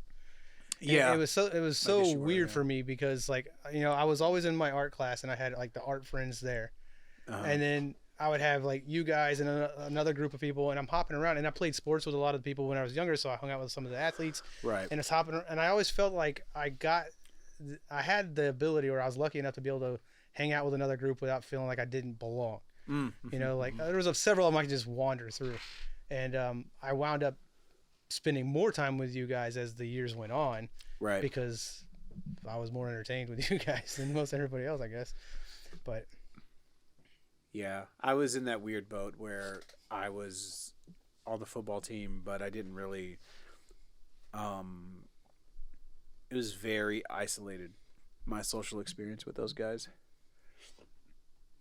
I mean, I loved them, cared about them, friends with them, but only in that setting. You know, like I didn't go to any of their houses. I didn't go to any parties. yeah, no, that's true there too. I didn't do any of that, but You like know. I had known them for a long time, hung out with them, but Highly contextual. nothing. Yeah, Big. but I didn't really go to like. It's not like I didn't go to their parties. I didn't go to like any parties. Oh yeah, me neither. I didn't think I left my house till I was like a junior. I don't think I was allowed to. My dad, shut it down, true. man. Oh shit! Yeah, Yeah, I wasn't allowed to leave, man. Did you stay with me? Yeah, Okay. I probably stayed with him too. I stayed with everybody for a while. I remember we don't have to tell the story, but I do remember that the reason that you ended up staying with me was because of something PJ did. Since we mentioned him earlier. Oh yeah. I don't remember exactly what it was, but he destroyed the house. It involved ramen, I think. Oh yeah, knowing him, it was food. Yeah. It's always food. Yeah, Yeah. he always had ramen up his sleeve. Yeah. Yeah. It's just this clumsy, like almost like demigod of chaos, like. It's like Goro. It just had multiple arms. Just flailing around. Yeah. Man. Like flailing and stumbling through your house, and that he leaves, and your parents are real upset at you. Yeah. But he felt bad about it. So. Did he? I I don't don't know know. that he did. He said he did. I remember one I thought he was time one of those people you said doesn't care. So, he got so bad. Like my mom got so bad at him, or she got so mad about because my house was the hub where we would practice at, right? And so, she got mad because I mean it's a lot of like fucking teenage boys and shit. So I guess someone was like pissing on the seat or something, and Oh yeah. Okay. This is a PJ. and she got mad and was like, "Oh, y'all can't no one can use the fucking bathroom anymore. Y'all can't use the bathroom inside." Yep. You go behind the garage from then on. That's all I remember doing was peeing outside. I know, me too. And PJ was like, "Well, I have to shit." And You're no longer welcome here. and there was like What do you do? but there was a You had like 2 or 3 acres or something there, right? we did. We had 2 acres, but then we also had we had replaced like the year before or I don't know, months before we had replaced the toilet. So there was an old toilet Oh god. sitting out in the backyard, like behind the shed. And so he just I mean, it wasn't like behind the shed, like it was like visible, you know. And so he just shit in that and that. That's pretty brave, man. I'd be afraid they're like snakes I or know, something in yeah. there. I mean, he probably like kicked it and investigated it or some shit. He I probably don't know. didn't. He probably didn't. Yeah, probably not PJ. Oh. And then I think my mom came out and like saw him. PJ, what are you doing? Shut the door. Oh god. Well, you told me I couldn't come inside. She just makes noises at him. That's funny. Because it was like visible from the back door. It was. wasn't it? It was. And like, This is not even behind. Yeah. Not even Yeah. It's like on hidden the whatsoever. side, right by No. the back yeah, like, window. you wouldn't have to open the back door to see it. Like you could, Yeah. You're doing dishes and it's Like, like, what the? So is he sitting on the toilet for? Wait, why is there That's toilet? the shit. I know what he's doing. man, and like, see, only PJ. I feel like, or you know, I don't feel like there's a lot of people that would have just like, okay, well, I'll just. Oh look, there's a thing right there for me to shit in. Here we go. Yeah, I'm pretty certain I would have squatted down next to it before I got on it. I'm pretty sure that I just wouldn't have shit for like days if necessary. Oh man, Like, man, that's some willpower. like I'm sure that's. I was like, okay, well, I just won't be doing that. I'm so sorry. That's okay. You know, but leave it to PJ. Fearless. Yep. Yeah. I don't know. He might not have checked because he also got like bit by a brown recluse at my fucking house too. That's some country shit. Right Yeah. there, yeah. Yeah. Slept in a sleep bag. Fucking What? got some leg rot. Damn, because of I it. don't remember that. And Man, shit like that. Yeah. So Ugh. man, they had to cut out a scoop of his leg. I think so. Ugh. Some things are nasty. Yeah. Man. No. But no, I stayed there for like a week or something. I don't remember. But I don't remember getting kicked out or not, so I don't know. Probably did. I'm probably allowed to shit in the house while I was there.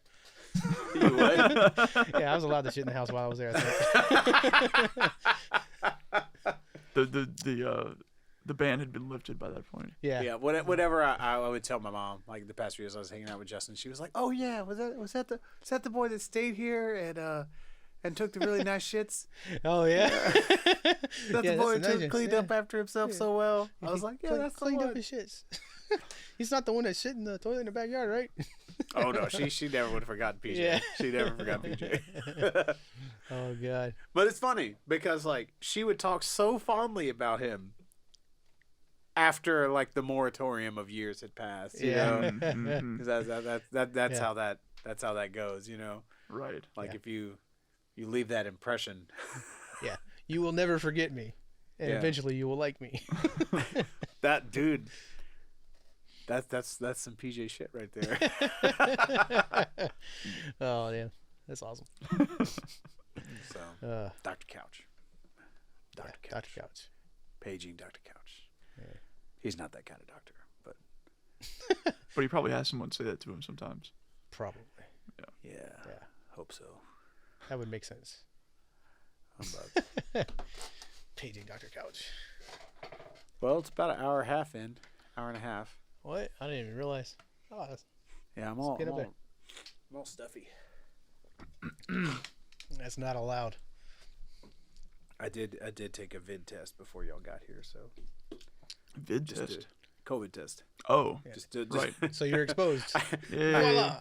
I tested myself for VHSs. Yeah, like, what? VHSs. Oh yeah, the VHSs. Ran like a color scan Another across- full circle. Put the color bars in front of the camera. Oh man. So, but yeah. So it's not that. At least not, what the test said. Yeah, at least not what the test said. The tests. So They're always correct. I don't think it's that. I don't honestly know.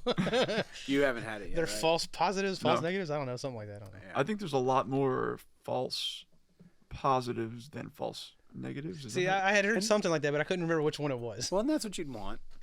right? Yeah. Yeah, you know, right. Err on the side of caution. Yeah. Right. For sure. Yeah. But no, I have not. Still clean thus far. Still clean. As far as I know, maybe I had some. See, that's the same boat I'm in. I never had it. I don't know. I felt like I felt it. I was like, oh, this is different. Shit hit You different. know, this is different than How long ago was it that you had it? 2 days. Wait, what? No. I had it 2 days ago, but I took another test today because I was re-exposed. No, myself. 2 months. Oh, that's what I thought. It wasn't too long ago, right? Man, Oh man. there are people apparently with this newer one getting it again sooner Like or way something. sooner, Right? Yeah. yeah. Yeah. I feel bad because I'm starting to like. No, I don't feel bad. I don't know. It's just. I don't want to fucking talk about COVID. Yeah, No one wants to fucking talk about Yeah. COVID. It's been a couple of years. People have heard a lot about it. Yeah. If they haven't heard about it by now, something's happened. If you haven't heard about it by now, we have multiple episodes of this podcast talking about it. Oh so yeah, go see there you find go. those. Yeah, I don't want to show up here and be like, hey, let's talk more about COVID. Yeah. But check but it yeah, out. if you're sick, that sucks. Granted. yeah, Yeah, I ain't got no vids. yeah, it's a good deal. COVID? No vid, motherfucker. Get that shit out of here. That's it. No That's vid. it. There That's we it. go. Got it. So, Yeah, that's good. But you don't feel good. Something else. I'm just stuffy. I feel fine. Dude, it's allergies, man. I've never had allergies in the summertime really before, Mm. but this year I have. It's like been raining a ton in July. Like that's Yeah. weird. And I think every time it rains, it just ruffles everything up or something. see. I'm like sneezing all day. That's I true. don't know. Yeah. I don't know. All I know is, fuck that. I took allergy shots for 5 years, man. Allergy shots? Every week, allergy shots. For When I moved back here from Florida, I developed an allergic reaction to every plant my that lives in the God. state. And I went there and got tested for it, and they did like those 80 prick pins on your back. My whole back swelled up into one giant, Was it in giant swollen the shape of Texas? It's like, fuck you, you're not allowed here. Go back to Florida. My God. But yeah, I had to do that, and they gave me like an epinephrine shot and a bunch of Benadryl at the same time and sent me on my way to go home. I was like driving home loopy as hell. And yeah, so I wound up getting shots for 5 years, and I'm a lot better than I was, but man, yeah. I had to do that shot when I'd do that shit when I was a kid. Yeah. But Allergy shots? yeah, allergy shits. Allergy shit. Oh. Yeah. Yeah. It is the Every time you shit. sneeze. Yeah. I haven't been sick at all in 2.5 years. Oh, And it's fucking rules, dude. because I'm the only person you see. Fuck, I've had the flu twice in the past 2 years, Woo. 2.5 years. And every time I'm like, At that point, it's you're, supposed to be like, COVID, terrified, and it's like, yeah. no, it's fucking flu. Here What we go, the hell? finally. Yeah. Right. And I don't know. Like, I've gotten a flu shot every year for like almost 10 years since my kid was born, I guess. Never. And all of a sudden, COVID comes out, and I'm like, shit. Then I get flu a couple of times in 2 years. Because the regular flu was Yeah. like, we got to step our game up, dude. It's like, we got to make a comeback here, man. Someone's trying to Exactly. take our fucking. This is Getting shown up it's our here. territory. Showing up. Well, you Yeah. probably go to work at a school, though, right? Yeah, so like I always run that risk because there's a lot of people there, you know. That's like wild that you haven't. that's what I'm saying. Like I don't know, I may have had something, but Right. like I've never tested positive ever. Yeah. So I don't know. Because I've been working from home this whole time. Yeah, so you may So have, I don't have to get around anybody if I don't want to. Yeah, just keep staying. It's the whole time. Like, are you permanently remote now? Yep. Oh, that's pretty nice. They should do that for me. Yeah, exactly. It's like, hey, when they did that for me, they're like, you need to teach photography with cameras. These kids are at home. Make it work. This is photojournalism. What events are we taking pictures of? You're right. Go to the football game that's canceled. Calendar's awfully clear now. Yeah, it's really. I was like, all right, we're gonna learn how to do this with your iPads. It was really interesting. However long that lasted. I remember talking to you like during that summer. Yeah. It was shitty, man. It was stressful. Like having to do class. bet. I'm at school teaching everybody at home, and I teach a class that can't be taught like remotely. Because they didn't like give everybody their own cameras. Yeah, I mean, I have like 15 for a class, so they would have to share if everybody had them all out at the same Right. time anyway. But to give like 100 students a camera, Right. that ain't happening.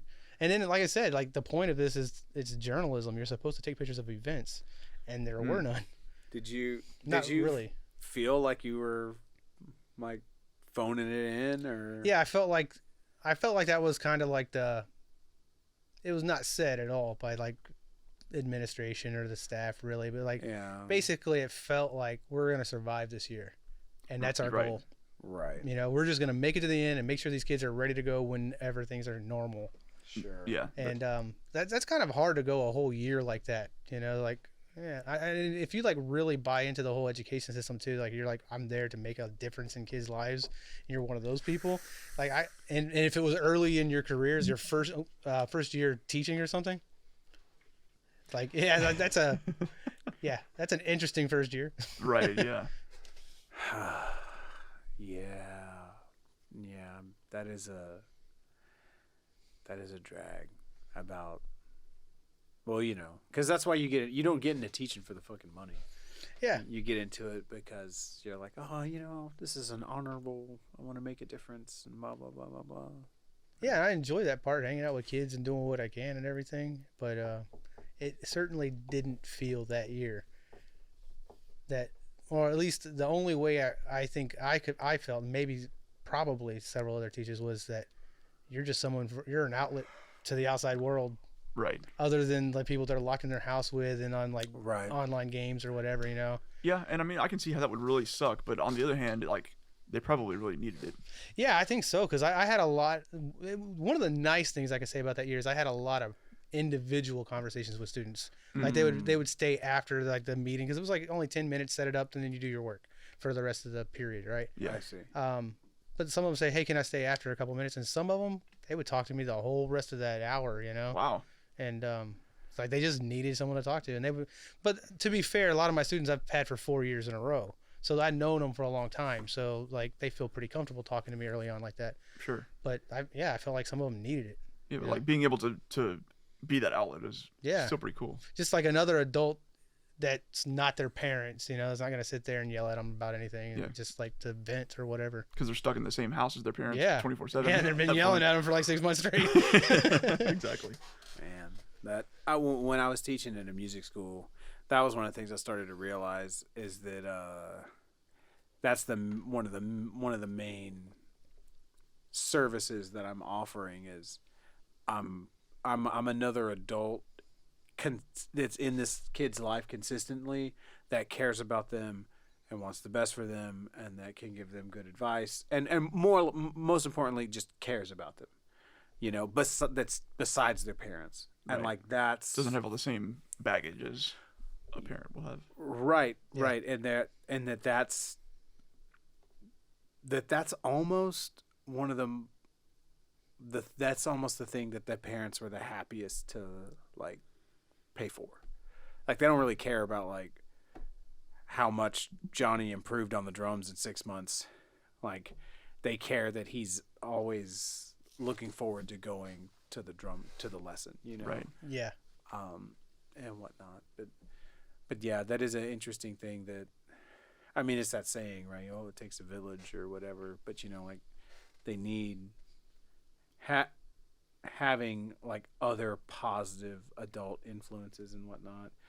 I mean, I've seen it with tutoring too, like where where like kids, like the parents, like they know how to, like they know what the kid needs to learn, but the kid just won't Yeah. won't receive it from them.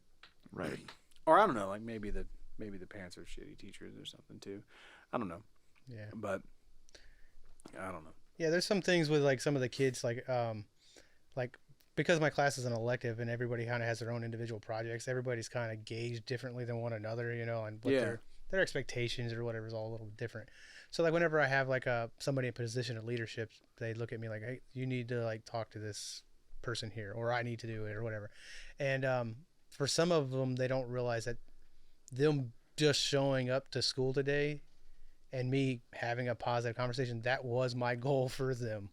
You know, Right. like, yeah, they got stuff to do and they're not going to hit their mark. Probably they'll do something, but really them getting here today and having a positive interaction to me is the most important thing for that student today. And so I try to find those kind of things and do that. So Yeah. you never realize like how many people just need that. Sure. Yeah. Do you feel like high school kids are put under more or less pressure than we were?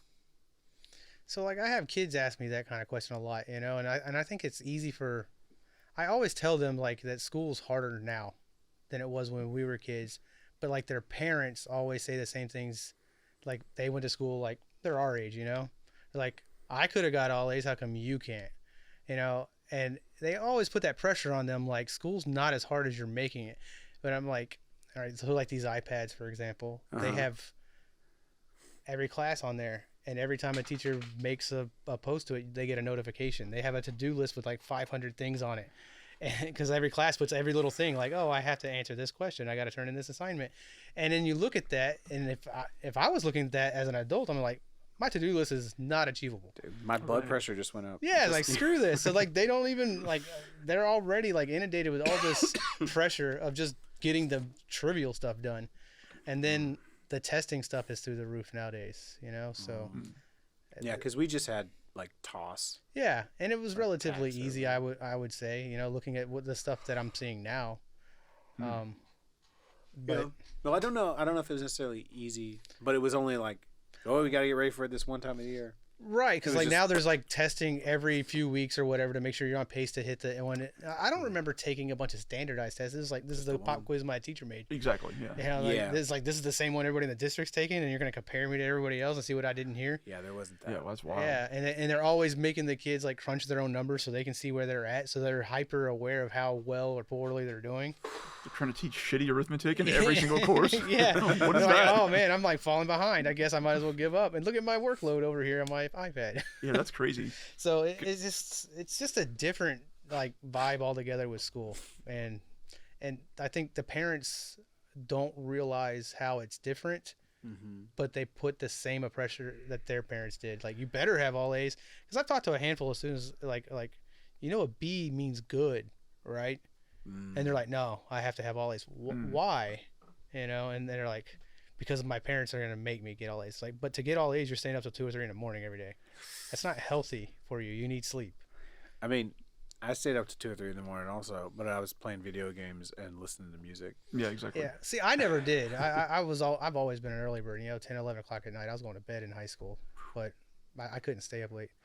But to this day, I can't. To this day, that's what time I go to bed. I'm like, Yeah, I just set it and. He's asleep right now. But I always looked at that as like, yeah, they're probably up doing homework and they're not done as soon as they should because they're doing other things too. They're on social media or whatever, and it's taking longer than it should. But still, they're not getting the proper amount of rest, and that stress is staying on them as long as they're not finished. Yeah. So. Yeah. Even if it is like a similar workload to what we had, that version of like having it be micromanaged for them, like with the that's what I think it is. It's probably wild. Similar workload. I don't think that they're being asked to do too much more than what we did, but yeah, they're on them every step of the way. Every little, like, it's a progress check. Having it be ever present like that in your mind, because at least like we were able to just be like, I'm not gonna do that or whatever. Forget and about it. Having your teachers send you messages directly to your room. Dude, that's wild. I can't imagine. It's a lot of pressure on them, but. Like, it was bad enough when college courses did that, and I wanted to do that. Right. But I also say that, like, tie it into like their social life nowadays too, though, because when I went home, I was done for the day. Like, there's nobody else getting in.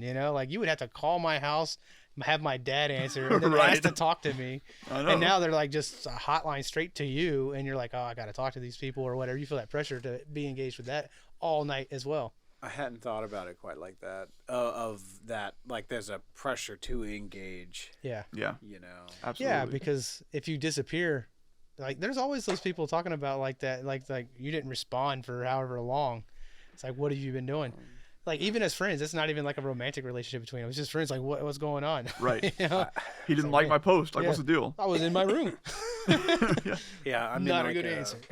Like a group chat with some dudes, some younger dudes I'm in a band with, and I like, I'll delete my fucking Instagram app for like a few days at a time, and I'm always like, hold on, let me pull this up onto my desktop and see if I got how many missed messages I got from these. Let me make sure that I'm not like, they didn't ask me something specific that I'm avoiding.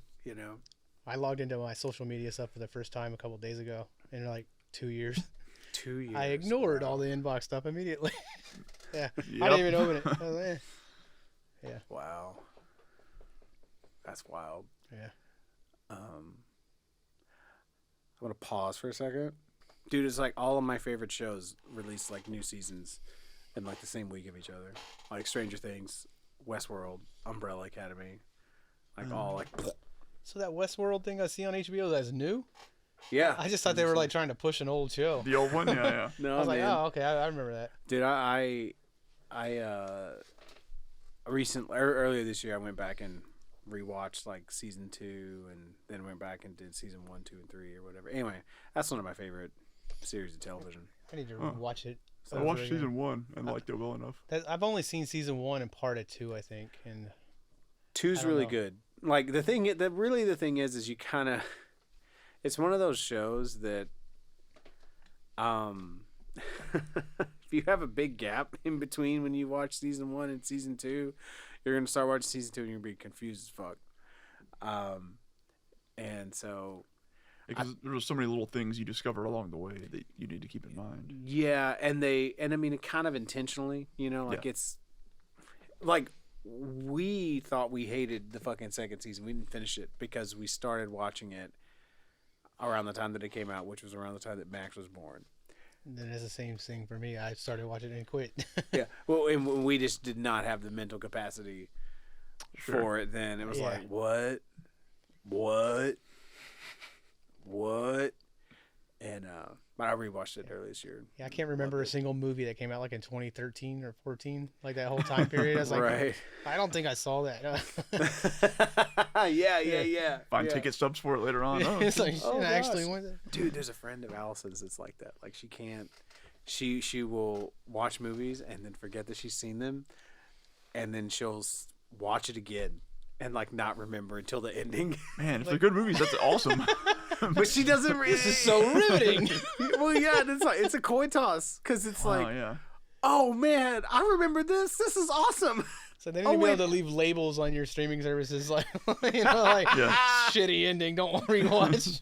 Got a fucking spreadsheet, you know. Because there's like a lot of some movies, but like there's a lot of games I wish I could play for the first time again because you discover things and you can't go back and rediscover things.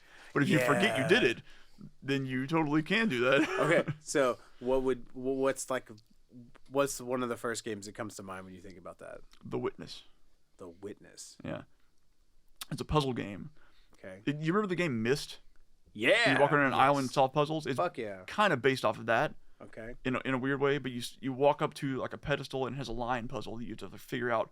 You have to figure out the rules of these puzzles, and they all have different rules. Okay. And as you figure out the rules, you were able to solve other puzzles because you can compound these rules onto these other ones. And then there's a whole aspect of it where you're going through this world, this island, and you don't even realize that if you look at a certain part of the sky and line up the clouds and trees a certain way, a shape forms, and you can click your cursor up there and make shit happen. And you don't even know that's a thing in the game. Okay. And if you find one of those, your mind fucking explodes. Yeah. Because there's like 150 more of those to go find. So like these Easter egg type things are part of the game though? Yes. Oh. Yeah. It's a whole little layer of the game built in. Play that But that's game. the sort of thing where I'm like, if I could rediscover that again, because it blew my mind the first time so hard. Like that's one of the best those games I can think Man, I of. suck so hard at puzzles. I couldn't do that game. Missed. I like played for like 2 minutes, man. I'm like, fuck this game. That was super obtuse on purpose, but Oh. yeah. That was before they knew how to like telegraph shit well.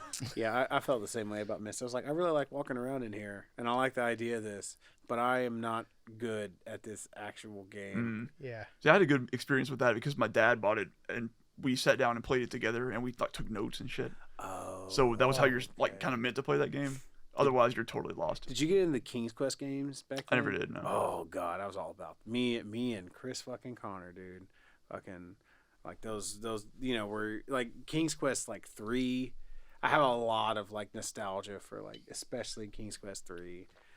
But like it's the characters all pixelated and and it's all like typing commands, all that kind of like open drawer Text-based like verb entry. Yeah. mix poison or whatever that fucking shit is and stuff. But I don't recall this game at all. But it was insane, like how much with just those poor graphics and just that kind of input, how much imagination and how involved you felt in it. Yeah. That's probably why I've never been much of a gamer. I've never felt that before with a game, like in it and immersed. Mm-hmm. I know people do, but I've never felt that way. I felt that every game I've ever been is like, while I'm in it, every minute counts and I'm feeling it. Oh God, like, that's terrible. It's like, man, like okay, so like if it's a good game, I'm like I'm enjoying these 10 minutes that I'm playing. Yeah. But like, man, I could never just lose track of time in a game. I can't do it. I'm nostalgic for like the first 70 hours of Skyrim that I played. Yeah. Right. Like because part of it is just like the age that I was, like, because I was what, like almost, I wasn't 30 yet, but like, because I would do the most reckless. I mean, it's not that fucking reckless. But it's like your character in a video game. No, in my life. Like, okay. Like I thought you were okay. I got you. Like I would make like a pot of coffee and like bake a sheet of cookies. Holy shit! At like 10 o'clock at night. Oh hell yeah! It's like, staying up all night. Yeah, and I would, and the thing is it's like the first time that you do that and like how exciting it is to like find the thing and do the thing and finish the quest. You're so immersed in it. It's so cool. It's never that good again. No. Ever. But yeah, I would get myself on these like caffeine sugar highs and fucking doped up playing fucking Skyrim. Maybe that's the secret. And then some get high. It's like, man, I need to get high and play some games. Or then sometimes, and then sometimes, like I would smoke weed that my girlfriend left there and just watch the menu. This menu is awesome. Like the Smoky like signature or the- insignia rather. no the not the It's like a smoky black screen, right? the Is that what level you're up talking screen. about? Oh, okay. Like you know, Like the constellations and all that shit. Yeah. Okay. yeah. That was good. Okay. It's good I got you. fodder for that kind of thing. I got you. Oh man. Yeah. But that's probably. So that was better than playing it. I mean, when I was Yeah. stoned out of my mind, yeah. You didn't have to think about what you were doing anymore. I couldn't muster the will to Like when these buttons are real heavy. yeah. Like I'm just gonna like, I like found some note, you know, because I'm like a compulsive note taker on my phone, and whatnot. Like I have like thousands and thousands of notes, but I found one like that I had made while I was like high as fuck during that time period, and I was like, the Grateful Dead makes sense now. I don't believe you. Some shit like that. Don't believe you. Hi, Richard was wrong. Oh man. That'll be a bridge too far. Like the one thing that I won't be able to pull. So you actually review your notes? I do. I have like 20 in there, and they're like really old. I'm like, I never even knew I made these. Dude, I've had like this new phone for like 30 minutes, and it's already 100 notes in there. Oh god. No, not really, but No, close. mine sync to the iCloud thing, so they're like 10 years old and Oh, something. I man. never Yeah. even knew that I had them. Mine too. Oh. And that's why there's like 4,000, maybe Oh, yes. 5,000 of them or something. Man, It's ridiculous. what do you just stream of conscious stuff? Like, I don't know, man. It's I'm planning out my life at 4,000 times. I'm sure there's a lot of repetition in there. Because I'm trying to think. I have notes like that too, but they're like recipes or like. Yeah, like I have like my shopping list. shopping list, yeah, totally. I have like 3 of those. Like I don't even delete these. I'm sure like there's 200 shopping lists in there that I didn't delete. You know, I do the same thing, but I do it on my computer because I'm always on my computer. So I just put like in a notepad file. Yeah. I fucking opened. I was like digging through something for some reason, and I opened a randomly named text file fairly recently, and it was just one line of text, and it just said the French Press of Bel Air. French press. I just wrote that shit in there. I was like, I gotta remember this. I gotta write this show at some point or something. That was gonna be a song you were gonna make. I don't know. Maybe. Like I didn't even remember this. Yeah. I was like, I gotta make sure I write this down and keep it. I'm winning awards on this one. Yeah. Here comes my Forever. Grammy. No idea. I was years old. I have no fucking clue. Oh. But I'll do that shit on my computer. I have one in my phone for real that is that kind of stuff, but it's mostly like what me and my daughter talk about. And so Probably I the same have kind of one stuff, like then. I have That's this nice. poem that because I used to wake her up in the morning and like I would just lay in bed with her for like 20 or 30 minutes and just goof off with her before she had to get up. And I have like this poem that she wrote like let us in, but it's called like lettuce, like the lettuce that you eat, and it's let us in. It's Yeah. like let us in, the let us in won't let us in, so we went somewhere else. Dude. And I'm like, That is and I wrote this absolutely- one little line after that. And it goes, engineer. And I'm like, I don't even know what these mean. You wrote that or she wrote So that? these are things that she says. That's So I just absolutely jotted something down. your daughter would say. Right. So like all this weird alliteration and stuff that I've always loved. And like the stuff that like we wrote in that book of all the insanity. Like she Right. spouts this stuff when she's half asleep. Oh, wow. And I have this notebook or this note file of just like tons of things she said. That's Are, rad. some of them are one-liners, and I'm like, these are so clever. That's amazing. It's like we need to turn this into an illustrated kids book by a kid. Yes. Awesome. Like Wow. yeah, that's Max says crazy shit. Like, because you know, man, it's negotiation. Like all peace is tenuous, and all peace and everything is negotiated. Is what is the stage of toddlerdom that we're in. But you know, like I'll be like, hey, we're gonna do this, and he's like, I don't want to, and I'm like, well, it's not really your choice. He said, it is my choice. I took it from you yesterday. Oh shit! He remembered yesterday. It was your choice, and now it's mine. I took it. Oh, damn! Temporal That is permanence. awesome. has occurred. And then, Damn! and then, you know, like, hey, buddy, you gotta need, you know, don't this, don't that. And he was like, I don't know, like, don't Awesome. don't jump off of the cat. Whatever, don't thing. Like, don't don't scream in the middle of the restaurant or whatever. And he was, I can scream if I want to do. That's like his thing. I can verb if I want to do. If I want to do. Nice. It's nice. But yeah, Fun times, man. They make good memories. I get weirded out because I don't feel like I remember enough of the stuff that he does. But that's depressing. No, I feel the same way. But the good thing that I've noticed, at least, is they come back randomly in weird times. Oh, okay, that's And good. you're That's like, hopeful. you're just like randomly sitting here talking with people, and something popped out like, let us in. Like, oh, yeah, I haven't thought about that in a long time. Right. You know? Yeah, So you never know what's going to trigger it. I look forward to that. Have these- yeah. Yeah. Yeah, I look forward to that. No, my kid's in a weird stage now. Like, she's like older to where now it's just like almost like adolescent type rebellion. Like, I'm not listening to you. I'm not gonna say nothing to you at all. I'm not listening to you either. You know, like, and just man, it's like, why are you being a dick? Was she like 10 Yeah. or something? She's gonna be 9 soon. Yeah. Okay. So she's just like, it's like no matter what you teach your kids, like you think you're doing everything right. Like all these things that I learned that are horrible, I'm gonna prevent them. I'm gonna cut them off at the pass, and I'm gonna teach my kid the right way. And then you don't realize like how like pervasive society is, and you're like, Dad, they learn all that shit anyway.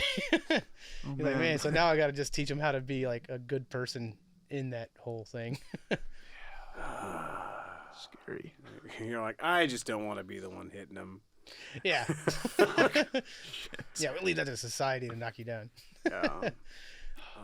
Yeah. We're just the generation that's letting go of the traumatize your children before the world can traumatize them strategy. The only way to prepare your child for the trauma of the world is to traumatize them before the world can. Toughen them up. Yeah. Turn them into little sociopaths. Let them appreciate you for it. Yeah, like Max is like, it's not, I mean, it kind of feels like the same thing sometimes. Where, like, I was hanging out with a friend of mine in this big band that I'm in, and his 18-year-old son was with him, and he was like talking about something, and his son is like, no, Dad, no, that's not what happened. No. And I was like,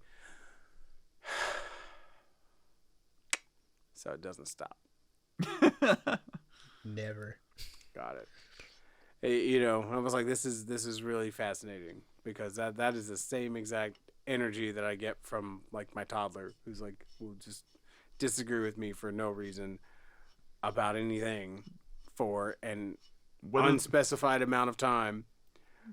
Whether they're aware of the thing that they're disagreeing about or not. Yeah, they don't even disagree, truly. They're just doing it for practice. Right. The only thing that he's sure about is that I am not right. Yeah. But I guess the difference is that since he's a toddler, he still wants to be close to me while thinking that I am an idiot. Like, he thinks I'm an idiot. I don't know what I'm doing. But he still wants to sit in my lap while thinking those things. Right. And cherish the parts you can. Yeah. A while back, Evie was talking to me. Like, I had said several things in a row that she actually agreed on. Is like that I'm right and I know something, right? Mm-hmm. She's like, gave it to me. She's like, you know a lot of things. I was like, yeah, I'm not fucking stupid. It's like, is that what you think? I'm just like stupid?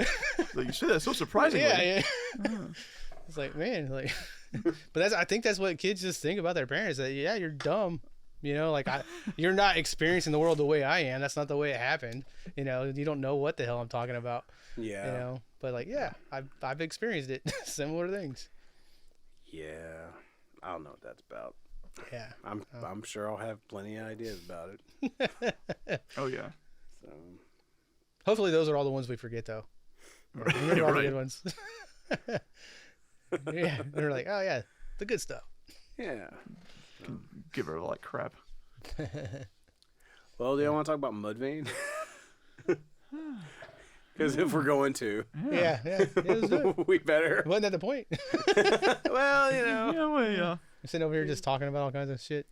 We're gonna see how it went. Sure. I have a lot of thoughts on this. Do Yeah? you? No, not really. Good. I might have some thoughts. All those notes you got. I took a lot of notes. They're all up here from 20 years ago. All right. That's all you need, honestly. Yeah, I remember 20 years ago. I don't know if I ever bought that CD though.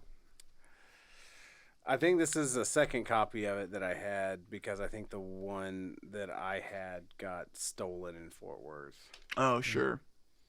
Yeah, this was not nearly. I remember having a lot of burn CDs from you guys, so you guys probably hooked me up. I don't know. Probably, yeah. Man, I wanted to. I brought it up on one of these shows before, but the album that I always associate with you is the first System of a Down album. Oh yeah, I love that album. I know. You remember when you bought it?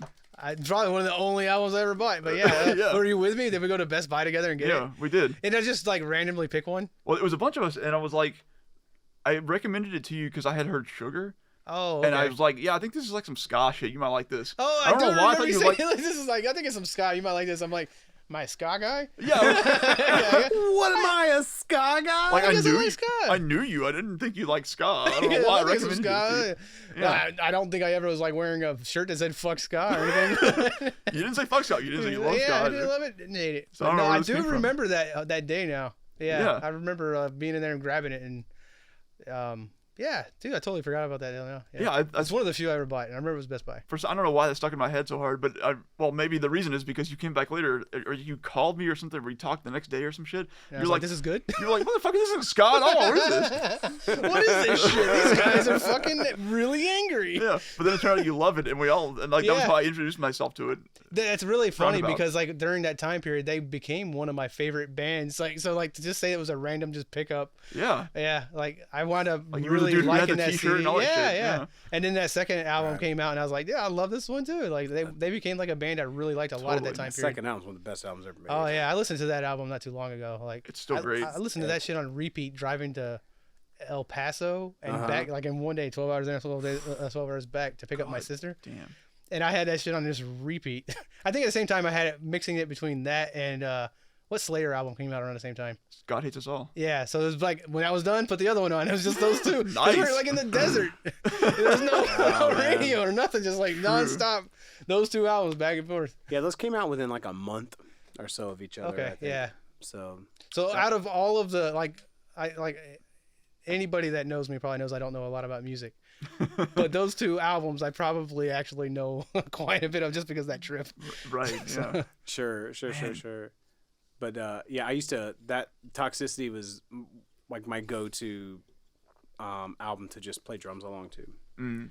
because it's just really fun. Seems like it would be fun. Yeah. and the songs are so good and so so Yeah. fun. Great album. Yeah. Man. Man, we sure are not here to talk about some of it down. All right, I'm Yeah. I always Maybe think next of Got your notes. the second Powerman 5000 album is the album I think. Oh of. yeah. Yeah, 'cause That's the Tonight the Stars Stars Revolt. Revolt. Yeah. Yeah, because I I think listened you to that one a lot. I think you Yeah. had it with you when you stayed at my house. I have a memory Oh, of yeah. being in my room and you having it. Did I not have the first one? Was it Mega Kung Fu Radio was the first one? I had that one already. Oh, okay.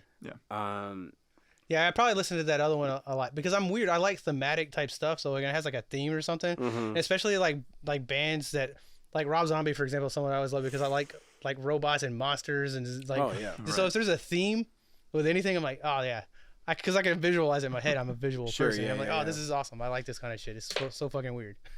But I really got into that band for that album too. Right. You being into it validated that album for me. So then Oh, yeah? so I got into it once I found out you were into it. How was it received by most other people? It's like, oh fuck, Power Man 5000. It's shitty. No, I think it was pretty well received. It was just kind of the one hit thing. Oh, was I it? don't think they really came back after that, did they? Yeah, well, Or they had an album, but I don't think it did nearly as well. what was weird was that I was already a fan of their first album. That's true. And so already knowing and being a fan of their first album. It didn't feel like they came out of nowhere, I assume. Well, but that album is the second one is so different. Yeah, it was very different. Like, Like music altogether. I still quote shit from the first album, 20 miles to Texas, 25 to hell. Like shit like That was that. that album. Holy shit. I remember. It's funny. I remember that quote from you, but not where it came from. That's where. That's where. Yeah. All right. It's the Texas part of the kung fu. Mega. Kung Fu Radio. Oh, that's it. Yeah. You know, it's a. So I don't know. That's interesting to me because I think I might have got that album after the other one. Then maybe I had that first, but I wasn't. I don't know how it came about them. Yeah. I don't know what made me even try that one at all. Well, that second album got a lot of push, like But see, like most of my knowledge and about music comes from you guys. So like whenever you guys are like, "Hey, here's something new," like I don't expect to hear that I'm someone that would have introduced some people to music, because I'm not looking for new music and being like, okay, this is what I'm about, guys. Check this stuff out. Well, man, you never know. Like I might have saw like some kid younger than me that I didn't think was cool enough wearing a Power Man 5000 shirt for the new album, been like, oh well, clearly this album sucks, and then this Justin guy listens to it. Okay, well it can't be. It can't be too bad because I saw him punch that one dude in the face. So this album's got to be kind of cool. Okay, like Power Man punch.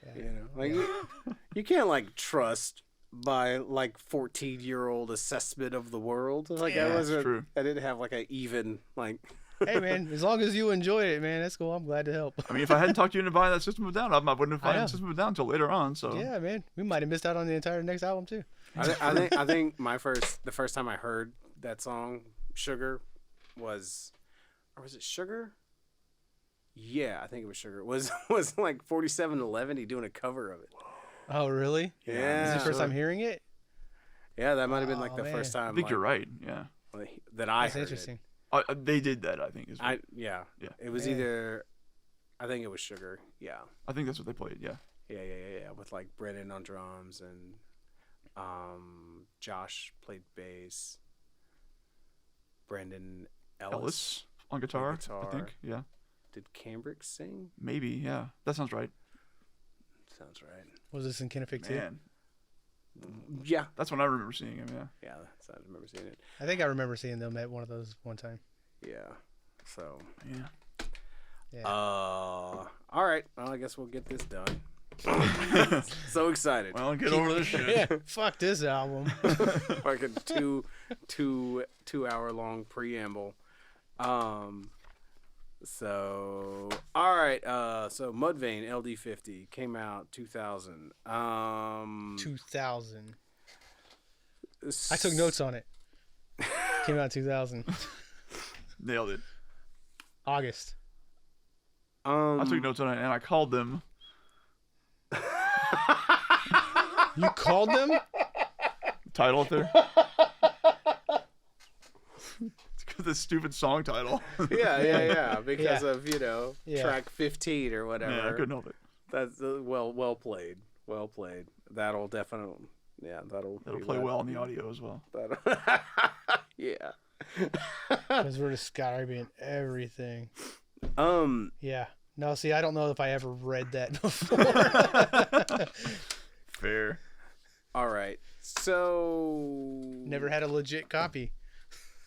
Probably I burned. didn't Yeah. know what any of the song titles were. Yeah. And I 'cause- still don't, because even when I play things on my phone, I don't ever know what's playing. It's just like randomly playing things. Right. That's how I am with most albums these days, anyway. Yeah. Yeah. So you Yeah. Go ahead. wanted to do this album because you still love this album. Of course. Like that was you were just like, well, let's fucking talk about this because we all kind of have it in common. Well, okay.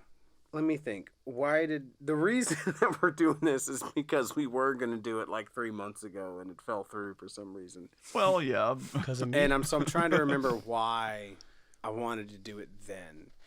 I think I just wanted to do an episode with you. I remember being over here doing some of the painting stuff or grabbing some of the panels. Yeah. And you mentioned doing one with me, and Mudvayne came up. Right. And you're like, would you be interested in that? And I'm like, sure, but why me? Because like, this is something I think we definitely would have wanted to talk about at some point. it was going to get talked about. Yeah. And it was just like, okay, well, I wanted to do a podcast with Justin. He has an experience in association in a relationship with this record. So, well, let's have him along for that. Yeah, For this. I can do that. I hope so. I remember things. Because you're here. Yeah. Because yeah, this is probably this is definitely like a 10 out of 10, like perfect record for me. Like it's in that rarefied air, you know. It's so strange because this feels like the creative, like, culmination of a band's career, but this is what they started with. And all downhill from here. And each record of theirs afterwards I like successively less and less. So it's literally in that order? Yeah. I like the next one a lot. I do too. It's like this one and then the next one and then everything else is way down here. Didn't I hear something about them getting together again? Yeah, they're touring like right now. Oh, they're touring? They're not making new material? No, but they might. I don't know. But yeah, they're touring. They're touring with Rob Zombie actually. No shit. Yeah, like Power Man 5000. What? Static X. What? Mudvayne and This is Rob like my Zombie. 2000 version of me. I should have been there. I'd go see that probably. This is basically like, hey, look, now we can do a barbecue and a concert. See if they'll play the barbecue. Yeah, if we get them at the barbecue, we can hook that up, right? Yeah, I'm sure We can we sit on can. the podcast too. Sure, we can meet their guarantees. Yeah. Yeah, come on in. Yeah. No, Chad Gray will listen to the episode where about hell. Yeah, it'll come in here and punch me in the face. What'll fucking happen? Forgot we talked about hell yeah on that. Yeah, I remember what you said. Hell yeah. Yeah. No. Yeah. I saw the silliest headline of Mudvayne singer falls off stage during not falling. Fuck. These are the way things work. I was like, oh man, what a silly headline. That's great. But yeah, he was singing the song "Not Falling" and literally fell off stage. Didn't take his own advice. I'm gonna rename that song. Just falling. So this was one of the most anticipated albums for me, like that I was just feverishly waiting to buy. Right. Because You had seen them. I had seen them live twice before the fucking album came out. Oh, you saw them twice, huh? Right. Because they opened for Slipknot in April 21st. Yeah, I saw that one. 2000 at Eyeball. And then they played at Tattoo the Earth, which was in August 5th. And then this came out August 22nd, 2000. 22 years old, this fucking album. That's fucking stupid. How would you say it's aged in 22? You said it's a 10 of 10, but like compared to like what's been going on in the music world, like 22 years old, is it still good? Dude, I've been listening to this album for 20 some odd years, and I still hear new things. I still hear like new layered tracks, new this. Oh, that's what they're doing there. Oh, okay. Oh, he's playing 3 over this. Oh, I get that phrase now. Oh, okay. Oh, I didn't notice that bass drum pattern before. Oh, I didn't notice that fill before. Stuff like that. I had a pretty similar reaction actually. And this isn't an album that I listen to a ton. Mm-hmm. And I listened to it like nonstop for like a year or two when it came out. Yeah. And then it kind of just fell out of rotation and it kind of never came back in for me. I never stopped liking it, but I just didn't listen to it a lot more.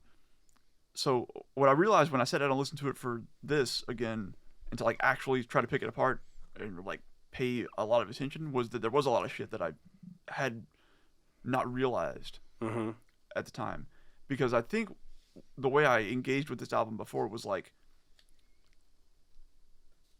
based on everything else that was around this album when it came out, this was something very different.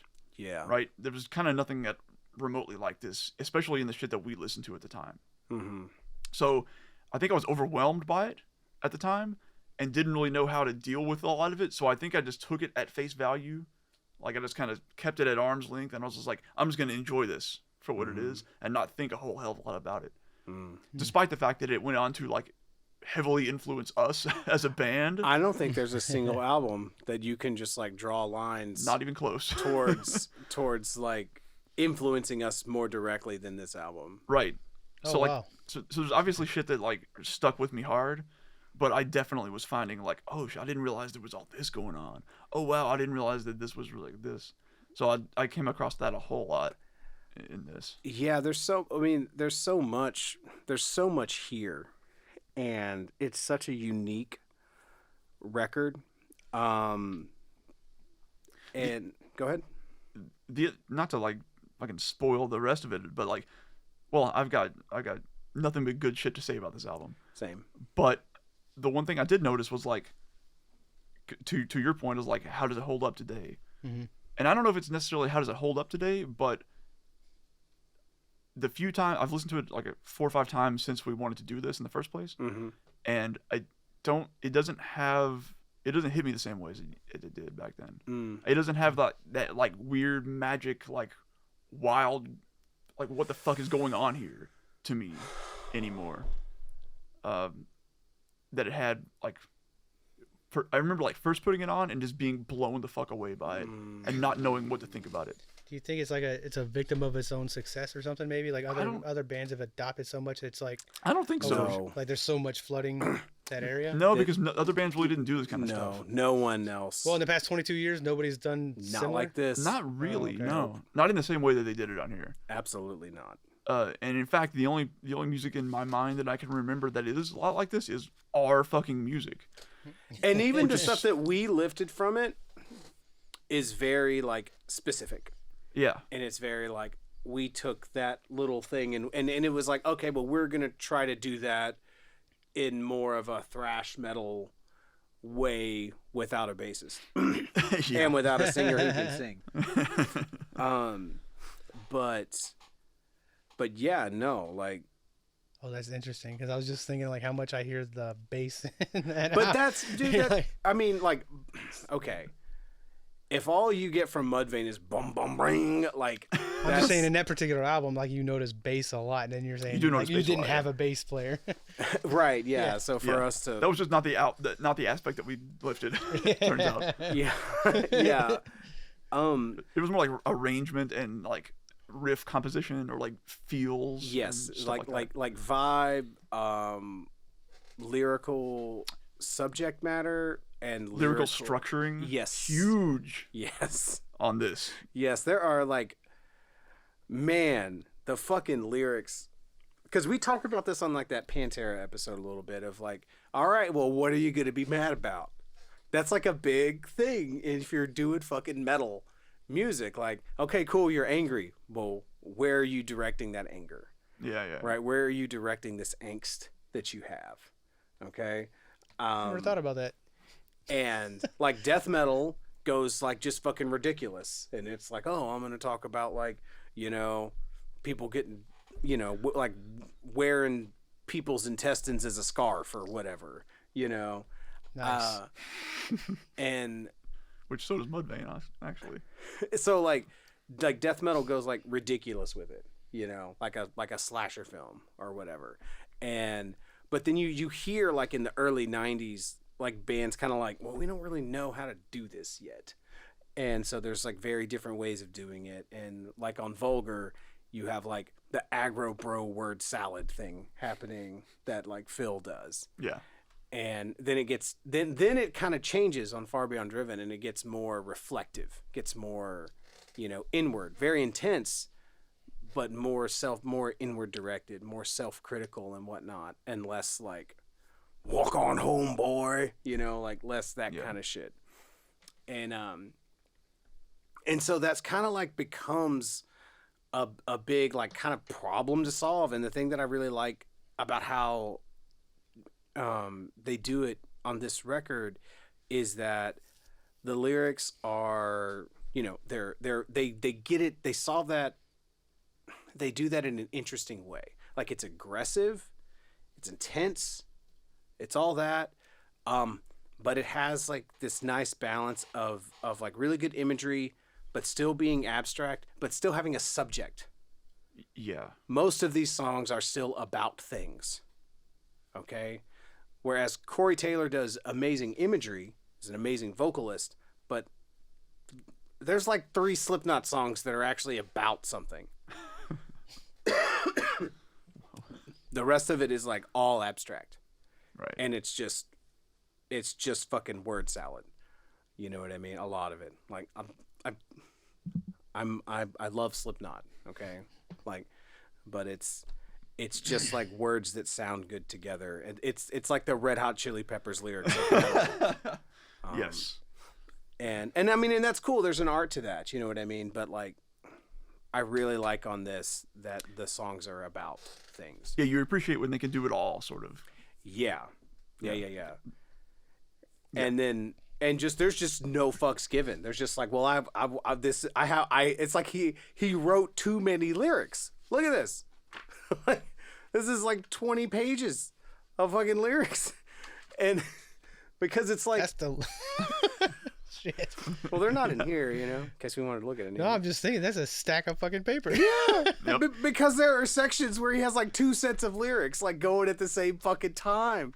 And they're not even like necessarily, it's not even necessarily like counterpoint. It's just like, no, man, I got 2 things there. We'll do them both. Fuck it. I was literally trying to figure out when I was writing the notes for that thought. I was like, what do I call this? And I just had to call it counterpoint because I didn't know what the fuck else to call it. Because Right. sometimes it is and sometimes it's not. Yeah. Sometimes they're just doing 2 things at once that Right. don't match. It's so, The lyrics aren't in here, huh? no, that's why I printed this off. That's why I read the internet to read them. And like vocally, to me, like Chad became like, he was like, at this time I was like, well, this is clearly the gold standard. Like this is what everyone should try to be. Like a metal vocalist. Yeah, because he has a really unique sounding voice and a really great sounding clean singing voice, a great, really intense harsh vocals. Yeah, really diverse across the whole thing. Right. And not just diverse in sort of like a delivery, but diverse in the emotions Yeah. that he's able to convey with his voice. Yeah. So yeah, that's like an aspect of it. Did you ever see? Yeah, you saw him at Eyeball. Yeah, I think that was the only time I saw them though. Did you ever see I've these guys? never seen them, I don't think. Man, Yeah. Because I missed that Eyeball show that everyone went to. they were literally everyone you knew. Literally everyone I knew. Yeah, like I was just saying, how aren't you there? Even PJ was there. Yeah, was he like always the- hates live music. He says. Exactly, yeah. That's concerts why he hates live music. Maybe it's better I didn't go. I then, will huh? say that one of the I haven't been on a lot of concerts, but I do remember distinctly that one with them first going on and how loud. I mean, I know I was up close, but like him, Chad standing on the like the speaker box at the beginning, and it was the second they just turned it on, it was immediately like. It was the most intense shit ever. I'm like, what? And he's in these gigantic overalls. Yeah, the coveralls. Open Like, with fucking dig and yeah. That That was shit- it. And it just opened up, and I was like, holy shit. I remember like turning around and I remember like I'm like, wow. And I remember turning around and I remember seeing one of our friends just jumping up and down with this dumb look on his face. And I was like, fuck this. And I just jumped him as hard as I could. So I was like, this is How dare you have a good time? I was like, this is not pogo music. This is fucking mosh music. Yeah, System of a Down hadn't written that song yet. Yeah, not yet. The 1 year later, Yeah. 1 year. But yeah, that show was wild too, because that was back when Slipknot would close with scissors. Oh yeah. It's a different time. Oddly enough, I don't really remember Slipknot at that show. That's crazy because I don't remember much of it, to say I have- honestly, though. Do you remember Ultra Spank? They were there? Apparently, I wasn't even there. I know that. Did they go on in between? Yeah. No, I don't know. I don't remember. I just remember. All I remember about Old Spank is that the guy had a wife beater. That's all I remember. Dude, I don't remember that at all. No, dude, that was wild because it's so, what's funny. It's funny to think about like someone like PJ or not someone like PJ, but someone having this experience like this doesn't sound as good as the record. Why do I Yeah. care about this? And while I'm like up front, like looking at like Mick and seeing that he has his like duct tape around the bottom of his coveralls to like keep that shit together and like keep that shit on, and then he just has sweat pouring off of it. And that like I'm looking at that shit and I'm looking at Clown and fucking Sid fight each other, and I'm seeing Joey fucking throw up, like lift his mask and fucking vomit on stage, and they're on fire and all that sort of shit, and like Sid's in my fucking face stage diving onto me and all that sort of stuff, and it's like a life-changing experience. You know what I mean? Like it was it was, oh my God. Yeah. And someone else is back there like, doesn't sound as good as a record. And I'm like, and then whatever you were doing. Yeah, well, I don't know. I'm like, he literally set the other guy on fire. I at the time, I can only reason I think that I would not remember things is I was probably in the mosh pit. I don't know. At the time, I wanted to be violent. I was gonna go be as violent as possible. So, True. but yeah, and it was such a weird thing too, like, cause you couldn't. It was 2000, so it was like, oh, this new band Mudvayne, blah blah, so busy, it was so good, blah blah blah blah blah blah blah blah, and I can't listen to their fucking music. The record isn't in a store yet that I can go purchase it. The music has not disseminated in any way for me to be able to have access to it. Long before you can have leaks or anything, the internet was too damn slow. Right. That shit did not happen, then. Yeah. And so it was just such a such a unique like experience. I've never anticipated an album the way that I anticipated this album. And I remember you getting it probably the day you got it.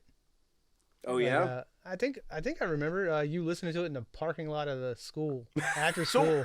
I have a weird. And me walking out there and you're listening to it. I'm like, what's going on? And you're like, check this out. And I hop in a car with you or whatever and listen to it. Nice. Yeah, I have a weird memory of from you with this album from school as well. But we were in like a class. I don't know what class we had together, but we were sitting towards the back, and you and maybe like Chris or somebody like that. Okay. We're talking about how fucking cool this album was. How about that? Yeah. It was in the new high school. And it was like bright. Just weird memory. Just right, snapshot. Yeah. I don't remember what class we had together. Yeah. And I don't remember if we had any class together in high school. Maybe I just came in there to talk to you about that Mudvayne. Excuse me, is Richard in here? I need to discuss something of vital importance has come up. Yeah. This new album dropped, you see. So like,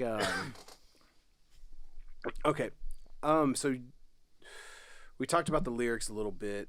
Another thing about this album, because we usually we'll go down like a little kind of a list and like talk about like.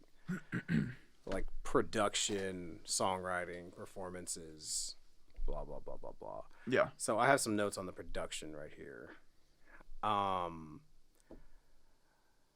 What do you think about the production on this, Robert? I mean, I could look at it like two ways. On the one hand, like I said, like I feel like the production used to be something that like put me in a weird state of mind before and like made me think like wild shit and just like hit me really crazy. It doesn't really do that for me anymore, but it's like for what it is, especially at the time, it's immaculate. Yeah. Like nothing sounded nearly as good as this, and this still sounds amazing. To the point that you were making earlier about it hitting you differently. I think I understand what you're saying. I've kind of because I've never like stopped listening to this album, I guess. Mm-hmm. So my change in perception of it over time has been kind of gradual. But you're right. Like whenever it first came out, it was this monolithic slab, and it was this unique. Like there was an experience that you got from listening to this that nothing else came close to. Yeah, it was so far beyond everything else that was out at the time, and so unique, and it was. It was psychedelic. It was all these things, and now I don't feel that same way about it. But now it's slowly morphed into this different thing, which was like, how the fuck did they write this? And how much fucking work did it take to get all of this, written, and to get it all to work this well together? Just from a songwriting standpoint, let alone the production standpoint, but just from the songwriting standpoint. And I am in absolute awe. Like I am humbled by the effort of humanity that went into the creation of this, and how all the parts fit together and how it all works and how unique it is. Yeah, that's a great point. And even at the time, I probably thought something like that. But in the years since, and they've put out these other albums that are like increasingly simplistic and shitty over time, I'm like, how was this your first go round? How is this what you came up with first, and you couldn't do that again, or you didn't want to, or whatever it was, you know? Yeah, like because wilder because they got tired of trying to see like festival crowds mosh to prod, and you're like, God damn it, Yeah. people can't fucking mosh in 13. Yeah, we just need to do 4-4-4, and they can do it. Yeah, I don't know. Yeah, so fucking determined. Yeah, Better believe it, or whatever. confidence. And proto 5-finger death punch shit. Yeah. Just a quick question here, just because it kind of got me thinking. Is there any other band or musician or anything that did something similar where their first one was truly amazing and everything else kind of was crap? So it's tricky, right? Because there are countless examples of where someone says, "Oh, well, the first album," where people prefer what a band does on their first album and just don't like the direction they go in. But the direction that they go in is of equal, seems of equal effort to what they started with. And what's interesting about Mudvayne, and I don't know that there's another example, is where the first album out of the gate is what I'd call like an art album. Like there's a lot of not give a fuck on this album. They're really throwing a lot of shit at the wall, and luckily most of it sticks. Yeah, it's, and for like 70 minutes of that many not give a fucks, and for it to all work in some way, it's like, it's incredible. It's incredible. And so to come out like that, and then, I mean, it would be like if like, imagine if after Einema, like, Tool was like, man, I think we'd rather let's just take the sound that we have, but let's write songs like Korn that are just a little bit harder. It's weird. Now, I like a lot of, like, the poppy Mudvayne stuff, like, I like the singles. I really like the next album a lot, but I like it for a very different reason than I like this. Yeah, me too. And I like the singles off of the third one. I'm blanking on what it's called right now. But that's the question. Like, that's the question that I have is like, is it that the subsequent albums were of lower effort, because they could well have been, or is it just that they said we want to go in this direction and it happens to suck? I think that we should give them the benefit of the doubt, because anyone who can make this, like, this can't, this is not an accident. Yeah. You don't like trip down, like, perfectly in the right way. Fell down a flight of stairs and this fell out of my pocket. Yeah, exactly. Yeah, like, oh yeah, man. Oops, I wrote this insane bullshit. I just kept falling down in the same way for like 3 years straight, and this amazing album just came out. You know what I mean? Until he really did fall down off the stage. Yeah, boom, boom, boom, boom, boom, boom. Hey. So they were wanting. They decide there was a decision made to go in that direction. Yeah. For whatever reason, I don't know, man. Fucking maybe Metallica did it, and it worked for Metallica. So, I don't know. I remember hearing something about they were tired of being so complex and they didn't want to be as nerdy with it or something like that. Is that you? I don't remember. Okay. I don't remember hearing. That could have just been completely apocryphal. I don't know. Yeah, I don't remember hearing like the press associated with like the press for why they were changing their sound or whatever. But, yeah. But for whatever, like, I don't disrespect them. I would never disrespect them because they fucking made this, man. Yeah.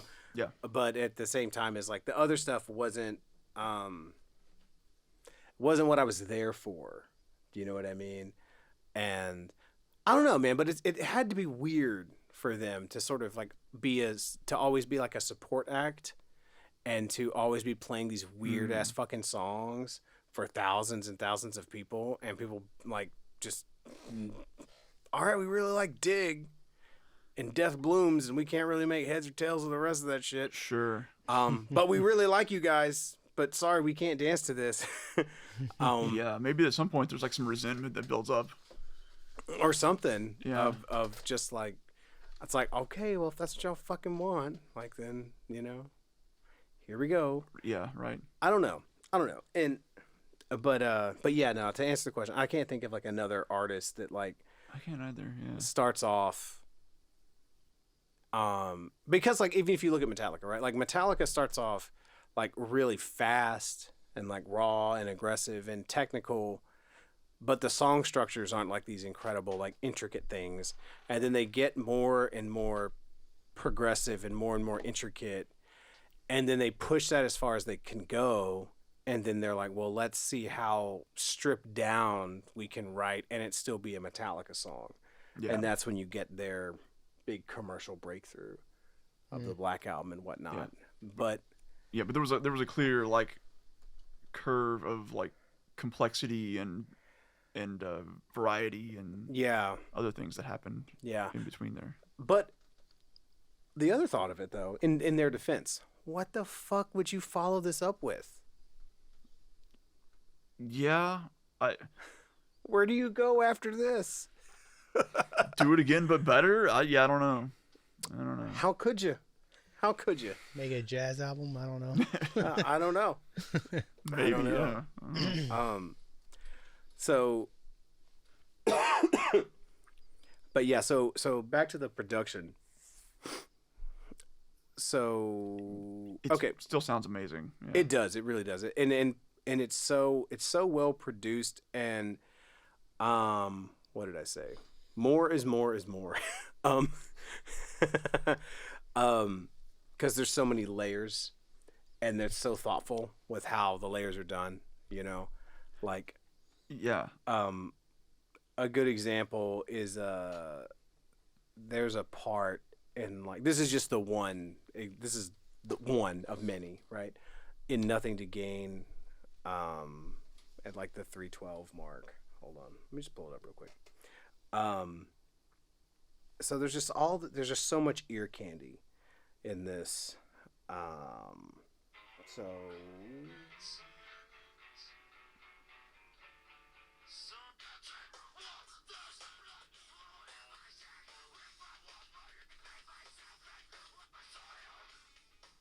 Okay, that little lead.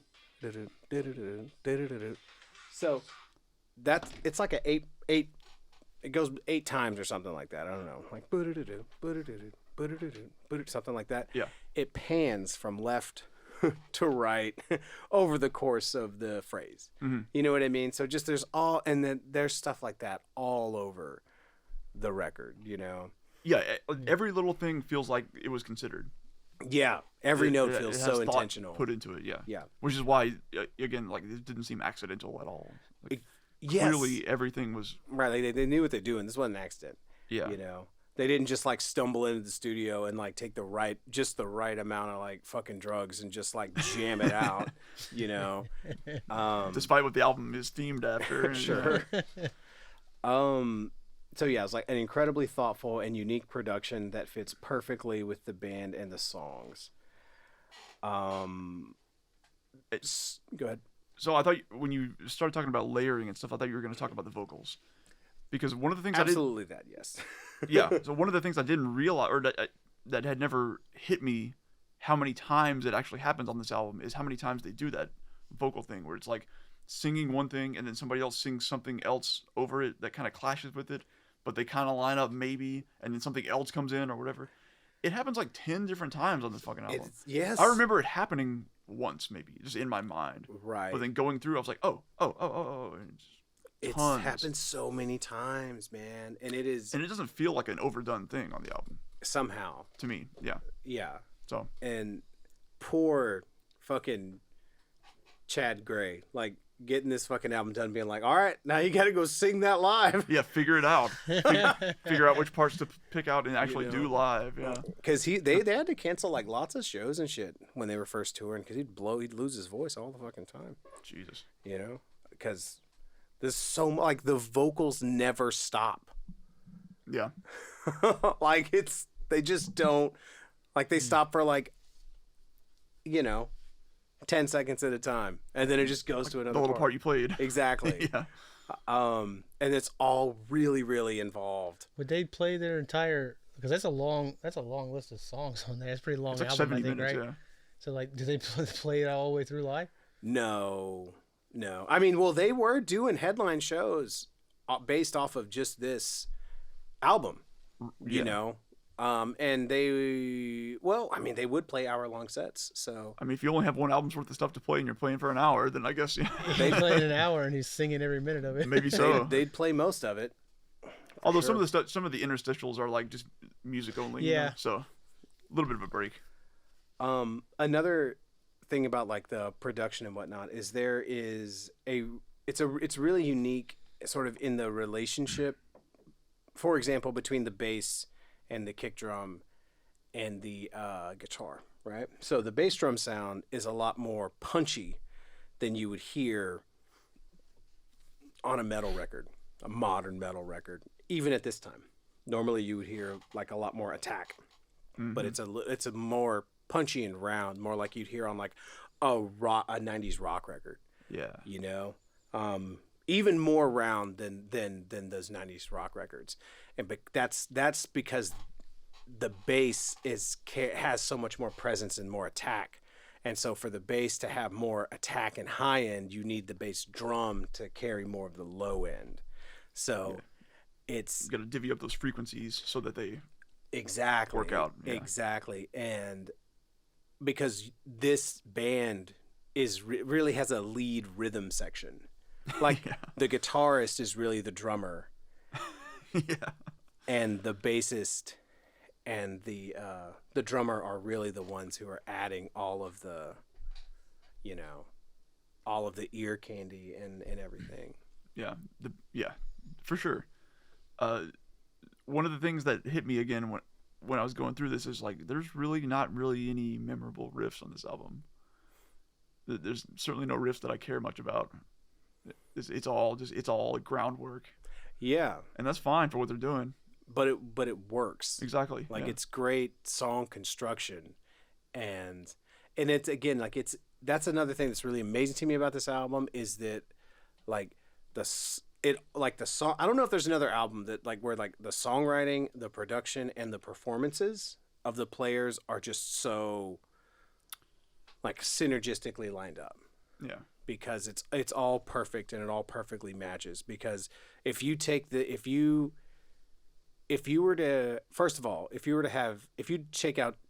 any of the members, like you only get this album with those exact four guys. Because no one else plays bass that way. No one else plays drums that way. No one else plays guitar that way. No one else sings that way. Yeah. It has to be those four guys, and certainly no one else does it all together the way that they do, right? And then, and then you have the perfect production that kind of complements all of that, to where it feels really full, but it feels really aggressive. You know what I mean? All those types of things. Yeah. It's able to bring out all the stuff that they're going for in a way that like makes sense and sounds good. Right, and it's so thoughtfully written. And so, like, sort of intensely and passionately performed, and there's so much energy in the performances that nothing ever, like, all the crazy weird drum shit that dude does, like, it somehow never oversteps. Somehow. Yeah. Somehow. Because I'll tell you, man, I don't know if there's another album that I love as much as I love this album, that I have less interest in playing and learning the drums too. That's kind of the same for me with the guitar, actually. Like, I don't care about learning much of this music at all. It's not particularly interesting feeling to play, but I love these songs. I love these songs too. Well, I just do that guy. This drummer fucking plays so fucking weird. I just don't want to, like, it's like, dude, if I learn how to play how that guy plays, it's going to fuck up. It's going to fuck up how I Mess up play what other you know already. Yeah, it's going to fuck up how I play other music. Rewire some shit. I am no longer a musician. Yeah. Like, so I will say that there was, speaking of production and the drums specifically, there's one part, maybe it happens elsewhere, but one part that ended up like pissing me off, that I don't like the production on everything else, and maybe the drums. I don't know. You tell me. In Dig, though, Okay. when they're going through the chorus, and the bass, the kick drum is dun-dun-dun, dun-dun-dun-dun-dun-dun, or whatever it's doing, but then they get to the second part of the chorus and it's just straight eighth, 16th, whatever the fuck it is. Okay. Yeah. So it does that, but sometimes, like, you know that it's doing that because you heard them start with that, but as the rest of the riffs progress, they like drown it out, and you can't always hear it happening. And there are these little pockets where you hear the bass drum come through, but you can't just hear it going. You just kind of assume that it is. Okay. And I'm like, I want to hear that. Hmm. And so it kind of pissed me off. Like, fix that shit. I'm gonna have to listen to that. Because he also does a lot of really, really weird, broken up patterns. So it also wouldn't surprise me if he's. I'm pretty sure that's what happens. I'm pretty sure that he does the pattern, and then the second half he just goes straight. Yeah. For the rest of that. But he also does like he doesn't do normal, his patterns are weird because he's doing like useless syncopation. What do you mean? Well, what I mean is it's like, I was listening to it today on headphones, and I was hearing like all these kick drum patterns that I'd never heard before because they don't fucking matter. Like, it's not like matching the riff. It's not like, but he's throwing in all these like little, like kick drum. Like, I mean, they're parts. They're intended. It's not an accident. Okay, yeah. But it's like, it's that extra layer of like complication and nuance that he's putting on there that adds to this feeling of like, God, what the fuck is going on? But because of the production and how like the bass drum doesn't have like this Fear Factory sound where it like cuts through everything, you don't always notice it. You don't always notice the pattern, right? And there's no other instrument matching the pattern, but I mean, it's still crazy precise and intentional. He plays like a fucking machine, just like a weird, like a weird extraneous machine. that like.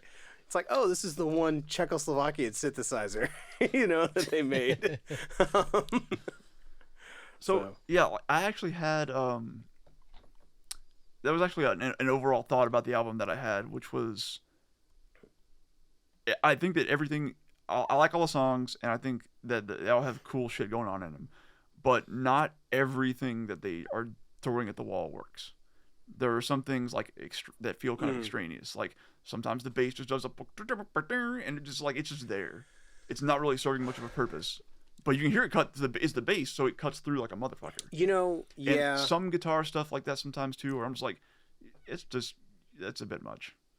I could see that like in there's isolated little things where it's like, okay, well, I could see that maybe that doesn't really work. But the thing is there's enough of that it feels like when you take it as a whole, it's consistent. Like the vibe works because it is consistent because they keep doing it throughout the entire album. Right. So there's like this consistent like reaching, like they're consistently like more. That's what you meant by I see. Yeah.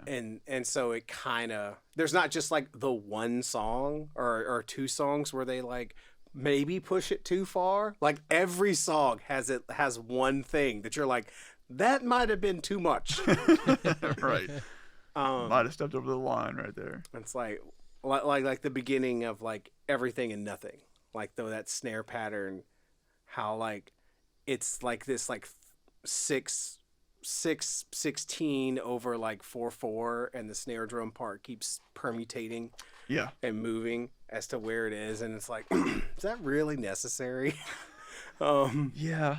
I don't know, that I found that shit. I think when I first listened to this album back in the day, it was like I said earlier, I just kind of took it for what it was and I just like let it wash over me. And I'm like, this is amazing. I know it's amazing, whatever. But like this time, I was picking it apart a bit more, and I was like kind of getting annoyed by parts of it like that. Mm-hmm. But it doesn't happen all that. They don't step out of their lane all that often. Like, they don't overdo it that much. Yeah. Well, then it's just here. There were mostly a few bass things where it's like, and it's like, okay, just tone down. Calm down, Ryan. Yeah, calm down, Ryan. Calm down, buddy. So, like, for you, Justin. For me. Did you re-listen to this, by the way? Probably 2 or 3 times over the past couple of months. Okay, yeah. So when when you were listening to it, like when it came out, did it feel different than For other me? records to you? Like, did it All right. stand out? Yeah, it does, but like I can't tell you how much of that was me noticing versus how much you guys are telling me it was that. You know, like, oh, Damn. okay. So like, I Should mean, ask you you guys, first. yeah, like you guys. No, I mean like back then, Like at the time. at the Okay, time, okay. because I listen to you guys' opinions and stuff and on that because I don't understand the intricacies of all this kind of stuff. I just know that you've already kind of said some stuff, right? So I'm listening to it, but I do know that it sounds different. I can't tell you what they are. Like you're telling me all like this is 4/4 and this is 6/16. I don't know all those things or when they're going through or when this certain piece is like peeking through the others. Mm-hmm. But I can tell that it feels different. You Right. know, like it just there's something different with the way it grooves. Yeah. Right. know? Yeah. And for me back then, I've always liked weird shit. So I'm like, oh, this is fucking weird. I like that. So I'm gonna listen to it. And of course, like I've always like the topics and the names of the song and what they're talking about. That was gonna pique my interest anyway. So I was like, all right, this is weird shit, and they're talking about all kinds of stuff I'm interested in. So I think I'm probably similar to you though, in that I listened to it a lot for the first couple of years, and then maybe 2 or 3 songs every once in a while for the past like 20. You know? Yeah. Right. But yeah, I have not listened to that album all the way through, not counting this year, and In a all the way while. back 20 years. Yeah, that was the last time I listened to it all the way through. Right. Yeah. That's. I wonder like how many. Yeah, like I don't know. Like you always wonder like about like okay the fan base of a band, like how much of it is people who are like, yeah man, I like weird shit, and how many of it is like people who Yeah. are like, I'm a fucking nerd and I like dissecting music. You know. I mean, I wish I could dissect it, but for me, everything is mostly tied to like how it makes me feel while I'm doing other things. Mm. Because That's I'm how not I am with a lot of really, music, yeah. so. Because I don't sit and put an album on and be like, this is what I'm doing tonight. You know, I'm not gonna break Did you this thing down. ever? No, never, not one time. I've always done other things. I will not be like, I bought a new album, I gotta listen to it. No, I'll be drawing or something during that time. You know, so like if it can be seen to me or the way I'm perceiving it as it's going as like it helps me like creatively or whatever, you know, as a catalyst for what's going on. Yeah. They're like, yeah, I really like this, even if it's not music that I love. I mean, I love that album because it's helpful or it puts me in the right frame of mind or whatever. You Yeah. know? Exactly. I gotcha. I'm the same way with a lot of music too. When I'm like working or when I'm trying to be creative somehow as well. Like, well, not I guess not writing music, but like I'm trying to write music. This shit won't stop. this ain't helping honestly. I keep writing the same song every year. Weird. I just wrote the same album. But apart from that, yes, agreed. Yeah. But also, I do the thing where I'm like picking it all apart, so I don't fucking know. Right. I'll be the right, middleman right. between. Yeah, I'm just incapable of doing that part. So Let's see. But also, now that I'm thinking about it, I listened to the Super Heavy for the first like couple years or whatever it was when it came out, and then at some point I started getting way into the next album. Yeah. And I think that album kind of sucked me away from this one. Is what actually happened. Yeah. And then maybe I went back and forth for a little while, but then I fell way off. And honestly, maybe the stuff that came out afterwards like somehow soured me on it in a weird way, not consciously because I don't think about it that way. But Yeah. I don't know. Well, and it's another thing that we talked about before when we talked about Machine Head, how, you know, as you got into the mid 2000s, everything was shifting back towards that heavier sound anyway.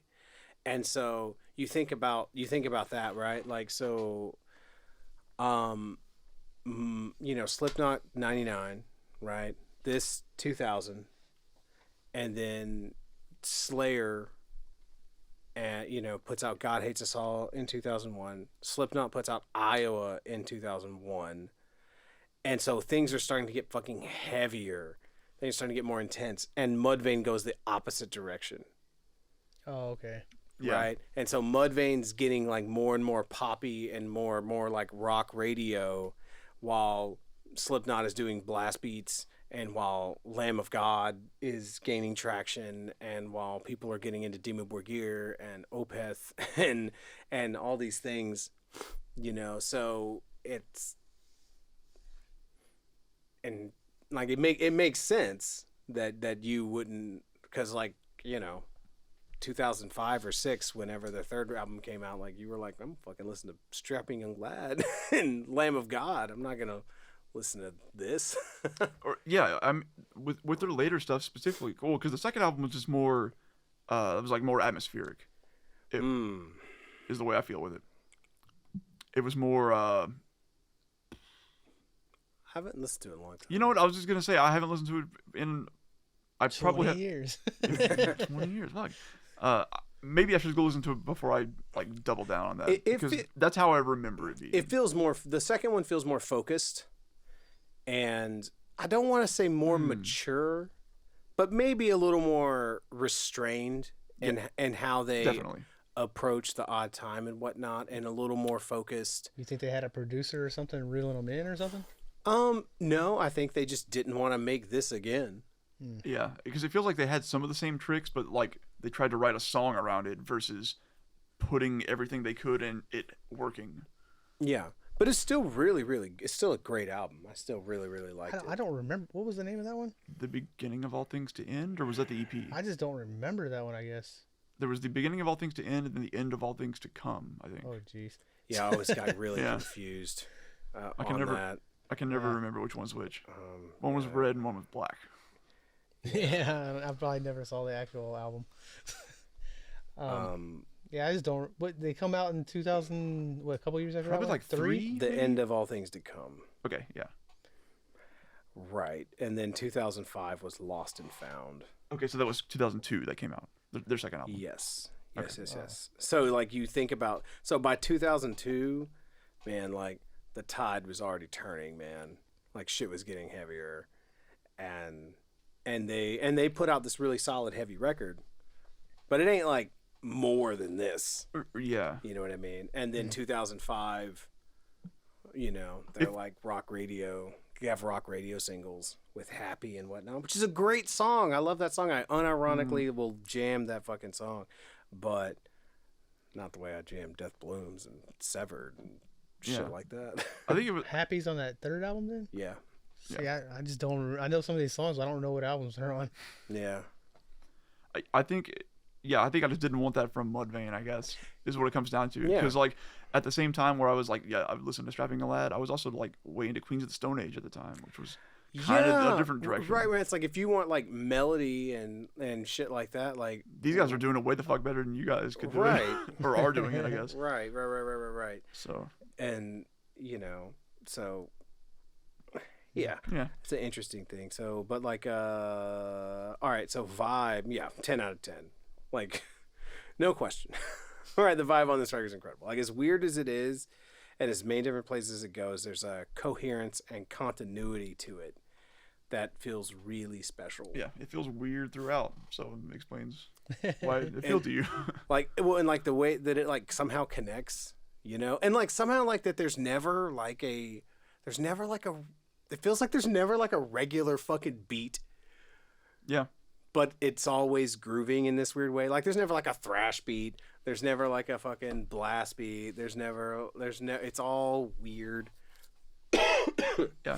It's like, I just feel like it's a lot of parts that they put together and it somehow works. Yeah. And like most of the songs have different sets of choruses and shit. Like Right. Yeah. And there's like 10 different bridges and verses verses that go on and repeat like a chorus. Man, it's so weird. Yeah, it doesn't make sense. And nerdy ass art metal is what Precisely. Which no one really does in that way, and they especially weren't doing it at this time because you still hear like simplistic new metal shit happening on this album. Right. But they're doing so much or else around it, whereas other bands were just doing that. Right. And to me, that's what blew me away so hard. Was just like they're still doing new metal, but they're adding all this crazy shit to it. Right, like you would have like just a regular new metal song, you would have just the simple guitar riff, right, and then a simple drum thing underneath it, and then the bass following that simple guitar thing. Yeah. Ta-da. You know. We're done. Yeah. Yeah. So. Yeah. So I have notes about all the songs. So do I. I don't know how far down that hole you want to go, but Yeah, I guess what I realized as I was going down the list and actually making notes is like a lot of it's just sort of repeats. A lot of my comments repeat. mm-hmm. Where I was like, oh, they did, you know, I wherever the first cool vocal counterpoint thing happens, I was like, oh, cool vocal count, and then I have it like 10 more times. I'm like, I'm not gonna write that 10 more I'm times. not gonna write that. Yeah. Yeah. So my notes kind of fell off after a while, and I started making fun of a couple things. So there's that too. Okay. So For example, no, you go ahead. I was talking about Monolith. Okay. Right. So, all right. So it's Terrence McKenna, right? Like the whole like stoned ape theory, fucking blah blah blah blah blah blah blah. I was like, all right. So this isn't as cool now as it was 20 years ago. Oh, that's cutting edge back then. Yeah. Like, whoa, man. Yeah. But now that like Bro Brogan has like talked about all that shit and he's all on that, you know, like that doesn't seem as like edgy and whatever, and like now it just seems like really pretentious and dumb. When it's like, oh, this guy's talking about like that fucking, you know, because I've also had like the embarrassing experience of asking anthropologists about this, and they're like, what? Well, to be fair, that was 10 years before that podcast started and everybody else started learning about it, right? Yeah. So they were way ahead of the curve. They were way ahead. True. Way ahead. They were the original Joe Rogan podcast. They were the original.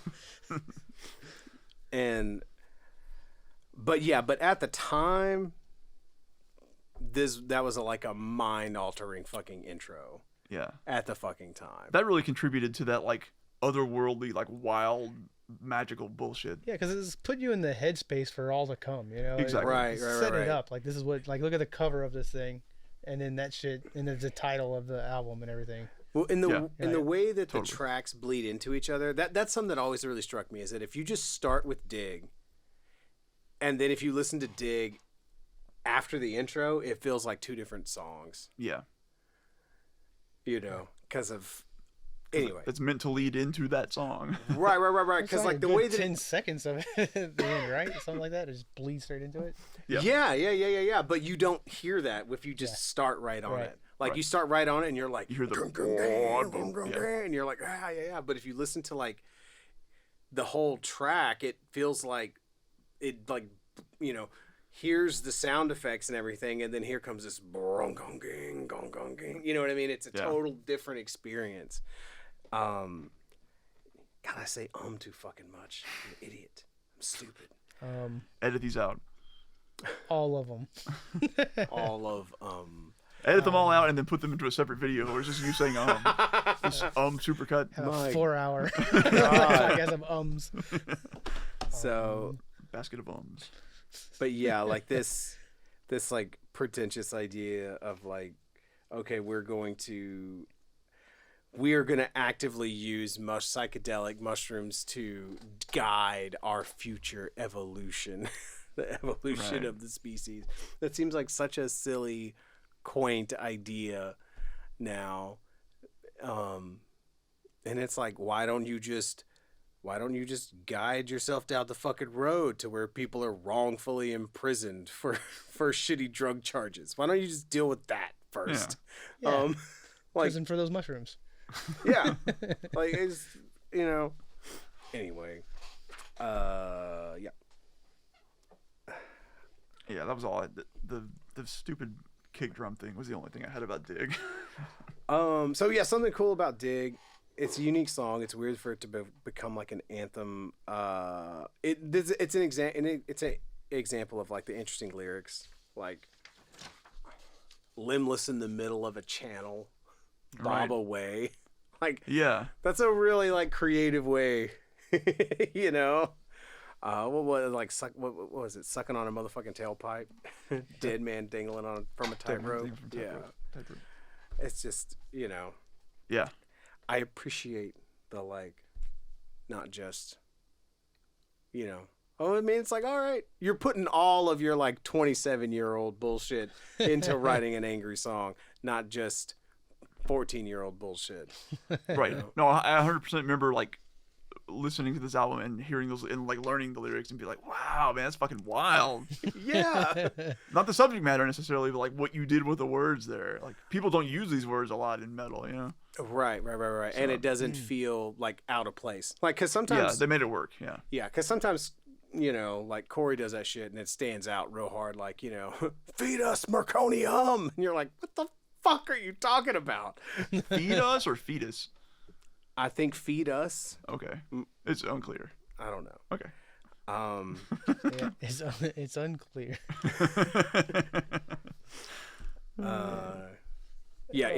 On Internal Primates, I was like, the layered dynamic vocals on this record, Jesus. That's my first fucking note too, because that's the first time it happens. Yep. Yeah.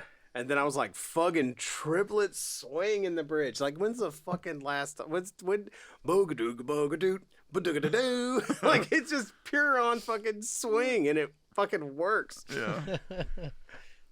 I had a note about can you put that on 108 real quick? Yeah. I thought you had it up. Or yeah, okay. Of which song? Internal Primates. Get away from this fucking mic. Yeah, you don't want anyone else to hear this.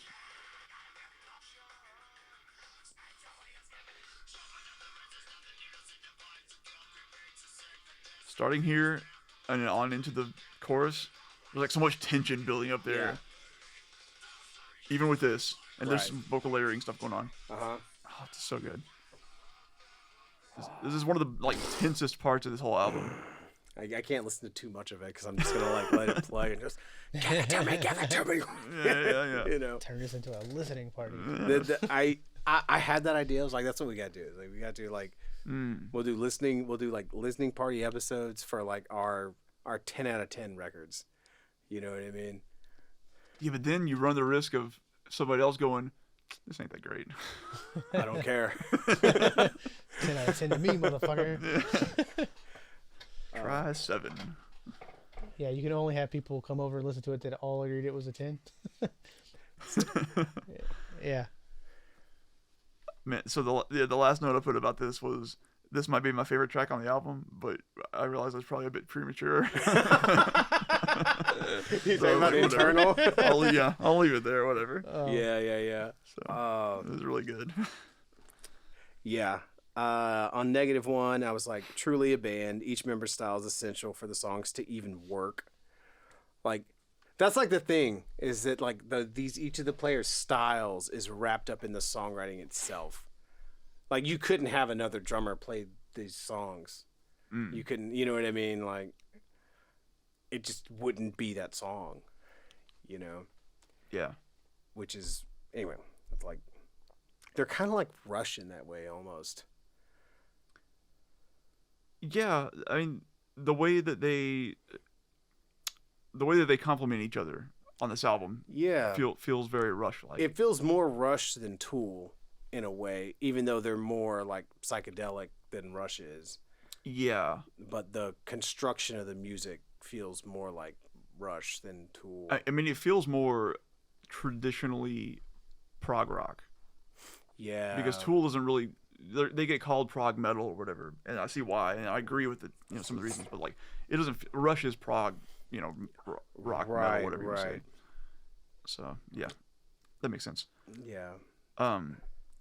The only interesting thing I had about -1 was I always thought he was saying "you were the one," but I think he's just saying "you're the one," which is like somehow less interesting to me.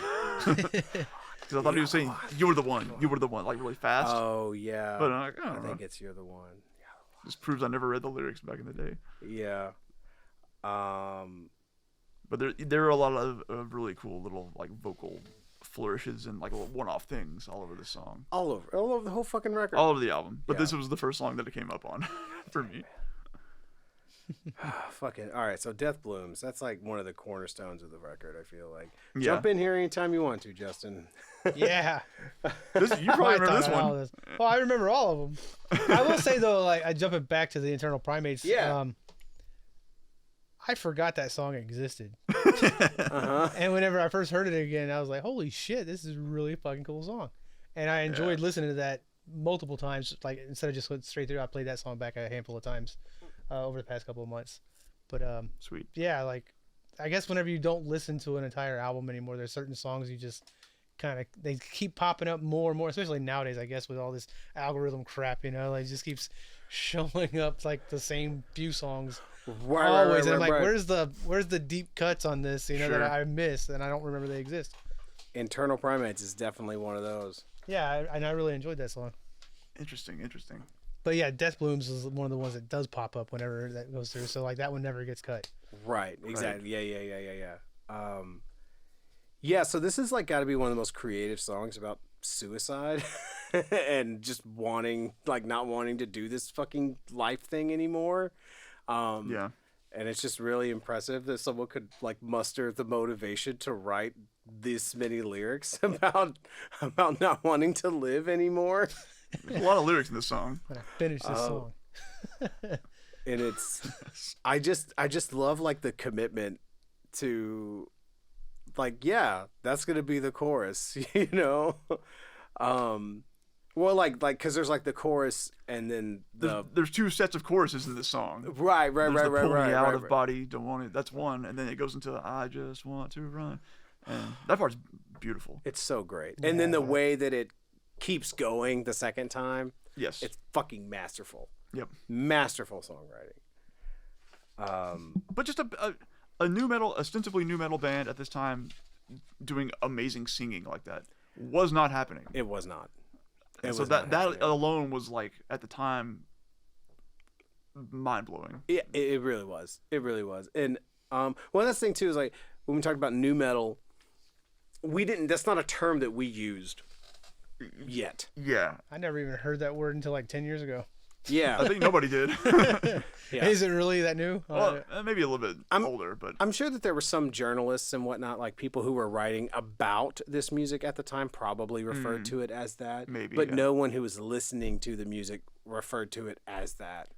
And so yeah, like Korn and Slipknot and shit didn't get big, and it wasn't like, oh, we're new metal fans. we're part of the new metal. I always just thought it was metal. Yeah, same. It's like, it's metal. Same. Same, yeah. I thought it was all one fucking. I was like, oh, this is all music that makes me feel the same way. It's all the same to me. Right, exactly. You know, like, I didn't get really aware of, like, genres and shit until sort of like the mid 2000s, I guess. You know. Yeah. I was like, Nine Inch Nails, Emperor, Cold Chamber. It's all the same.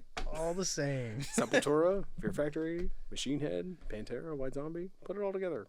Fuck it. It's all in my CD catalog. Yeah, got it all in my binder right here. Yeah, I didn't write anything about Cradle, even though it's amazing. Well, so I had one more note about Death Blooms. Yeah. And this is when I'm going to make fun of it a little bit. Oh, good. For the fucking Good. outro. Good. For the way he speaks that outro. Space between a blink and a tear. Oh, Death blows. yeah. But the way he says it, the way maybe he has his voice the whole time, but he really puts on a, like, Dr. Failure. Roiling hate. Death grip in my veins. And he sounds like the fucking goth kid from South Park. You're right. He totally does. Yeah. So it was really funny. Really because pronounced. That's an obvious influence on the song again. But I was, like, very intentional to, like, all right, but don't sound like he does. Yeah. Like, don't turn it up. Don't turn up the affect right on the end of it. Like, just say the thing you need to say. Yeah. I think I've always thought it was goofy, but I was, like, able to tolerate it more. Now I'm just like, I'm okay pointing it out and laughing at it a little bit more. It's part of the, again, at this point for me, it's one of those things that make it's transcended. It's went past goofy, and it's like, oh, this makes it endearing to me now. Yeah. So like the rapping in Under My Skin or whatever. Like, Superman with the S on my chest, you know, like all that shit. Which, yeah, Like a motherfucking hurricane. bring the pain. Yeah. Anyway, that's a great song. Cradle's great. I didn't have any notes about that one. It's great though. Yeah, just awesome vocal shit all over the place. Surprisingly, and out of character for me, the shit that grabbed me most on this album was the vocal stuff. Sure. All over the place. Yeah. Love it. There's so much interesting stuff all the time. And the line "I'll rot in my head alone" for some reason I was like, man, wow. That's It's rough. Pretty effective. And this is the song where he screams "fucking cocksucker." Yeah, which that's I thought right. was pretty funny. So. Yes. But not like in a good way. I thought it was kind of dumb. But okay. Yeah. Man. That's the point where, because he's like going off on some like really dark shit for a little while, Right. and then he gets to the end and he screams that, and that's the point where to me it takes it into like Disturbed territory. Okay. Like, no, mommy, I'll do it again. You get some of that. It like steps over the line for a half second, and then it comes back. Yeah. But whatever. Yeah. I think you're right. Again, it's just I take it. I'm like, Yeah, you just kind of take it for what's there. I don't have any distance from this record to be, but yeah, you're right. That is like silly. Yeah. Fucking cocksucker. Just Why is that so funny? I mean, pretty funny. It's just like, how do you call someone like a cocksucker and like be really, really mad? So mad. Maybe it had more weight 20 years ago. Yeah. You fucking cocksucker! Like, Fewer cocksuckers on albums, I guess. I don't know. no. oh man. Yeah. All right. So- go ahead. Yeah, on to Nothing to Gain. Yeah. God damn, these lyrics. So many. Yeah. At the time, I remember many. like, wow, man, he wrote a song about a serial killer. That's pretty wild. That's all I remember. Like when it first came out, I was like, oh, cool, a serial killer. yeah. I'm gonna like this one. They're writing shit for me now. I always thought that the way that they would like introduce it live was really fucked up, because it would be like, this is a song. Give you a background. Like, okay, this isn't what they would say, all right, but this is like how I remember it sort of tracking. It's like like it didn't go this far. Like, this song is about following your dreams and not giving a fuck what anyone says. God. Like, That is legit. but like, you wouldn't say like following your dreams, but it was presented in a way as if Ed Gein wasn't a bad dude. maybe not. Following his dreams, man. Like, Right. this kind of being at Fuck. odds with society, kind of thing. Like, he was being tongue in cheek when they were doing Absolutely. it. Yeah. Absolutely. And yeah, I skimmed through like the Wikipedia article on this, and like, man, I really love the drummer, but sometimes I really don't like hearing what he has to say about things. Because there was like some clip about like, oh well,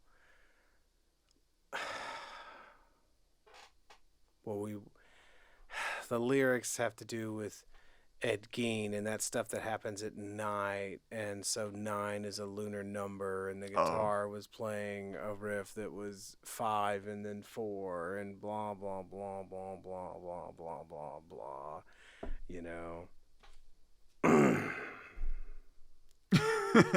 Incredulous. Yeah. What? I mean, yeah, like Those connect. what on this album is daytime activity? Well, Death blooms. Death Bloom. Yeah, Maybe, sure, maybe it yeah. blooms at night. I don't know. Death yeah. Blooms at night, Yeah. man. Right? Yeah, I mean, like, Shit. so. But like, that's the kind of dumb, nerdy shit that has to be rolling around in your head, I guess, to make this kind of album. Exactly. Yeah, I can't fault it. So I kind of have to, give Take it a pass. it. Yeah, because you don't get this album without some dude who's like overthinking shit like that. Yeah. Because if he's overthinking that, he's gonna overthink like, I know how to superimpose the snare placement and shit like that. Yeah. So to me, one of the coolest things about this song is the outro. I really like the outro. Yeah. The outro is so unique. Do you remember what I'm talking about? I don't know that I actually listened to the outro. I mean, it might have. You know it. So, oops. It's the same chord progression as the chorus, which is really cool. But so it's like you have that chorus, and the music just kind of like slowly fades away, and it's like a deconstruction of the chorus, but the vocals like maintain their intensity, for most of it, and then it gets to up high there. Really cool. But it's like that's like the whole last like minute of the song is like I mean to like have this chorus go in full blast and then to start to like deconstruct it. It just kind of starts falling apart. It feels yes.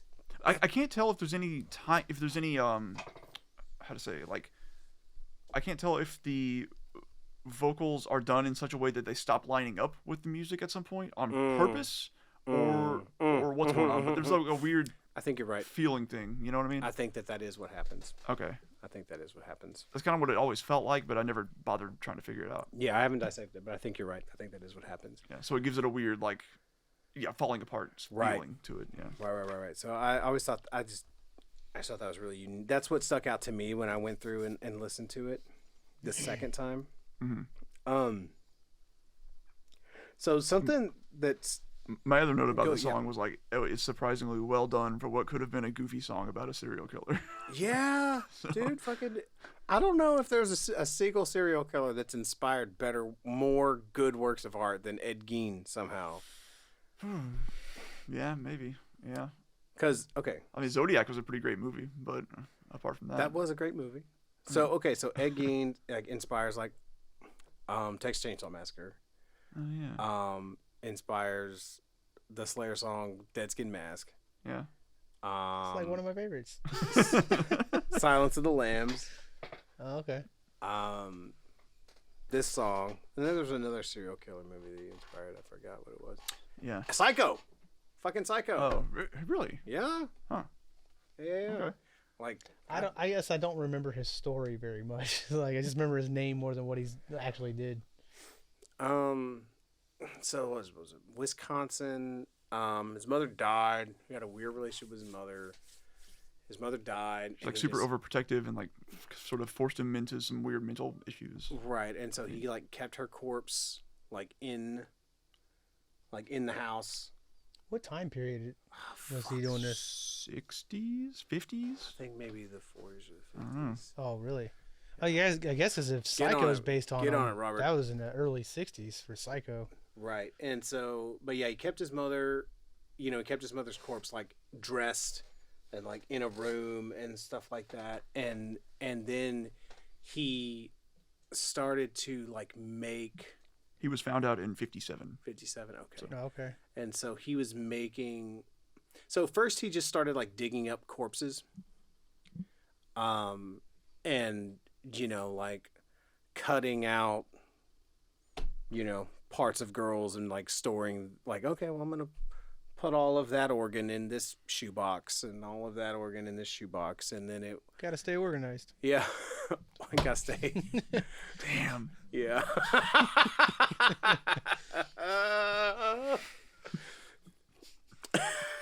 Well, you keep it organized. Is what you gotta do. Yeah. Oh man. And then he started to like take the skin and try to like fashion like a vest. You know what I mean? Like a mammary vest. I think is what I read it being referred to. And then eventually it led to him like murdering people so he could have fresh bodies or whatever. Right. So, but yeah, and then I think that he would like put the thing on or like put on the dress or put on his mother's clothes or shit like that. You know what I mean? So you get like, that's how you get like, it's really incredible that you get like Leatherface, Psycho, and Buffalo Bill out of all three of those very different approaches out of the one guy. Yeah. He didn't actually own a chainsaw though, just so you know. He Or did. live in Texas. Did not. Oh. Yeah, he's from Wisconsin too. What's that about? Well, Wisconsin Chainsaw Massacre didn't really dwell the tongue as well. Yeah, it's really kind of hard. Yeah. Man, too many cheese curds. I love cheese curds. So something I will say about this record, so it does feel like Nothing to Gain is almost a climax of it, and that like it loses a little bit of momentum for the second half. But it's just because the first like 8 tracks are like just so fucking good and so intense. You just get a little worn out, I think. Yeah, I'll agree with that. Just from a very layman's point of view, here is that's about the point where I would pause it. You know? Yeah, like I need to like finish the rest of this later. Yeah. It's because it's almost like just 2 35-minute albums, and they kind of do that on like explicitly by putting that little interstitial after that, right? Because it kind of fades into and you can like walk away for a while or pause it or whatever. Right. It's like it is almost reminds me of like the first Slipknot record where like you have like that first like slab, that first half of it that is like, well, this just definitive slab of a career, really. Like, oh, you define your whole fucking career, and then you have like all that cool shit in the second half that is really cool, and you don't want any of it to not exist. You don't want any of it to go away, you know, but it doesn't hit the way that first stuff does. Right. Know? Yeah. But I love all the songs. I love all these songs, you know. But yeah, and then specifically Everything and Nothing. I fucking love this intro. Yeah, a lot. Yeah. It's rad. And it's funny because like I thought about like, you know, doing the essential tracks and the trash track or whatever, and it would have been one of those where it was like, okay, well, Under My Skin is one of my essential tracks and also a trash track. Yeah. Because I love the song. It's one of my favorite songs on the record. I don't want it to not exist. But it kind of it does stick out. You know. You mean trash it for the album? Right, yeah. You had to get rid of one of them. Okay. Yeah. Right. But I wouldn't change anything on this record. You know, I don't think there's anything that would So I was reading through the lyrics. I was reading on Genius. Yeah. And I don't know if you looked at that at all. Yeah, I guess not you on Genius. Read this. So on Genius, people can go in and like put what they think a part is about, right? Okay. And so in this song, there's the left wing, right wing, pro-life, pro-choice, all that shit. Oh boy. And the only comments on this song are just about how it's a pro-life song. And like he's like making allusions to like this is about the fetus and this part is about like wait, what the fuck? This is about how a fetus is a virus inside of you. And I don't know, man. The comments are unreviewed though. I made it a point to point this out because I mean it's like I see how maybe you could shoehorn that, but that's not what it is. No, it's not. It's a song of like juxtaposing opposites. It's like a hey, these things are both bad or whatever you want to say, or these things both have problems or don't trust either of them. Right. So I remember in college had to do a essay for my philosophy class of and it was like one of the topics potential because he would give us like for our exams he would give us like 10 topics. And it'd be like, all right, we'll pick 3 of these and write a paper on each of them, one of them or whatever. Not in class, but like whatever. Anyway, and one was like, okay, we'll write, like pick a song, find a philosophical theme in it, write about that, you know. And I wrote mine about Room 429, the Strapping Young Lad song, because it sort of is, I referenced it to like Plato and Aristotle because, you know, like there's like that famous painting of what is it? I forget which one is which, but one is like pointing to here and the other is pointing to here. And it's like I think like Aristotle is like this and Plato is like this. It's like where is truth? Right? Is truth here in nature or is truth in heaven in the forms and in the abstract, right? Like the Platonic model of a thing, right? Or is it here in the practicality, right? But anyway, I relayed the lyrics of that strapping young lad song to that. Anyway, girl I was dating, she needed to do one, so I had her pick this one, and I think I just wrote a second essay about this one because I'm like, yeah, like it's, you know, philosophical because it's comparing all these opposites or whatever, and if there's no truth here, where is it there? Da, da, da, da, da, da, da, da, da, da. Right. But yeah. Yeah, no, that's... Yeah, so one of the comments on here is just like they're referencing the lines like they construct death to demolish life, like the thing in the first verse there. Yeah. And they reference that and they say, this is metaphorical for how people having abortions are unaware they're committing murder in the process. To demolish life is another way of saying killing someone. End quote.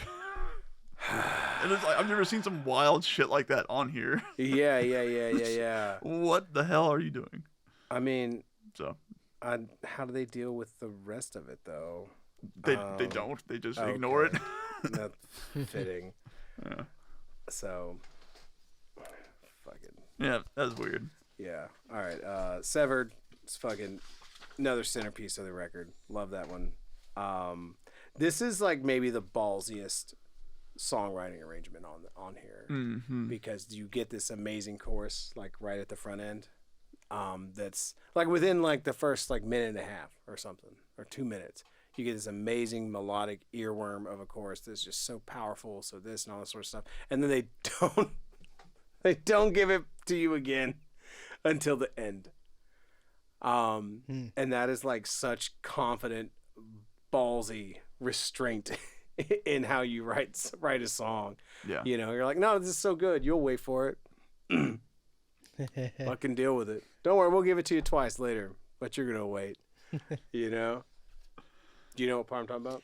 I don't know that I remember. I guess I have to hear the chorus to really.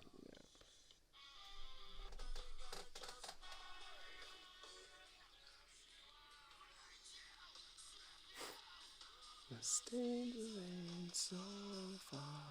Yeah. That's so good. But yeah, it's like, I guess I never really thought about it like that was happening. You know? yeah, it's like because like every song is weird. You right. know? It's like a Yeah, it's fair. yeah, it's like a 6.5 minute song, and so you get to so that. it's really long too. You get to that like a minute in, and then you don't get back to it again until like the fucking 5 minute mark. Or So if you're not paying total attention, 4-minute mark. you might just forget about it. And It when might comes be back what around. happened to me. Yeah, possible. It's like, oh yeah, that thing again. This is This was where I learned what "ain't so far" meant, because I specifically remember like Josh yeah, going off about it. that. Yeah, and I was like, oh, weird. And it's like not Latin, but it's I looked at fucking what it was earlier, and I don't remember now. what is the phrase? It's some ceremonial magic shit, isn't it? Yeah, and now I don't even. It's I think it's Kabbalah or something like that. Oh, okay, sure. That's what yeah. it is. Oh, it's Jewish stuff. Huh? Yeah. Well, and like a lot of that got worked into all the Crowley shit and the ceremonial magic and the Order of the Golden Dawn shit. So Yeah. I was like, that's one of those things where it's like that's one of the things on here where it feels like they really made it a point to try to use that somehow. right, You know, like yeah.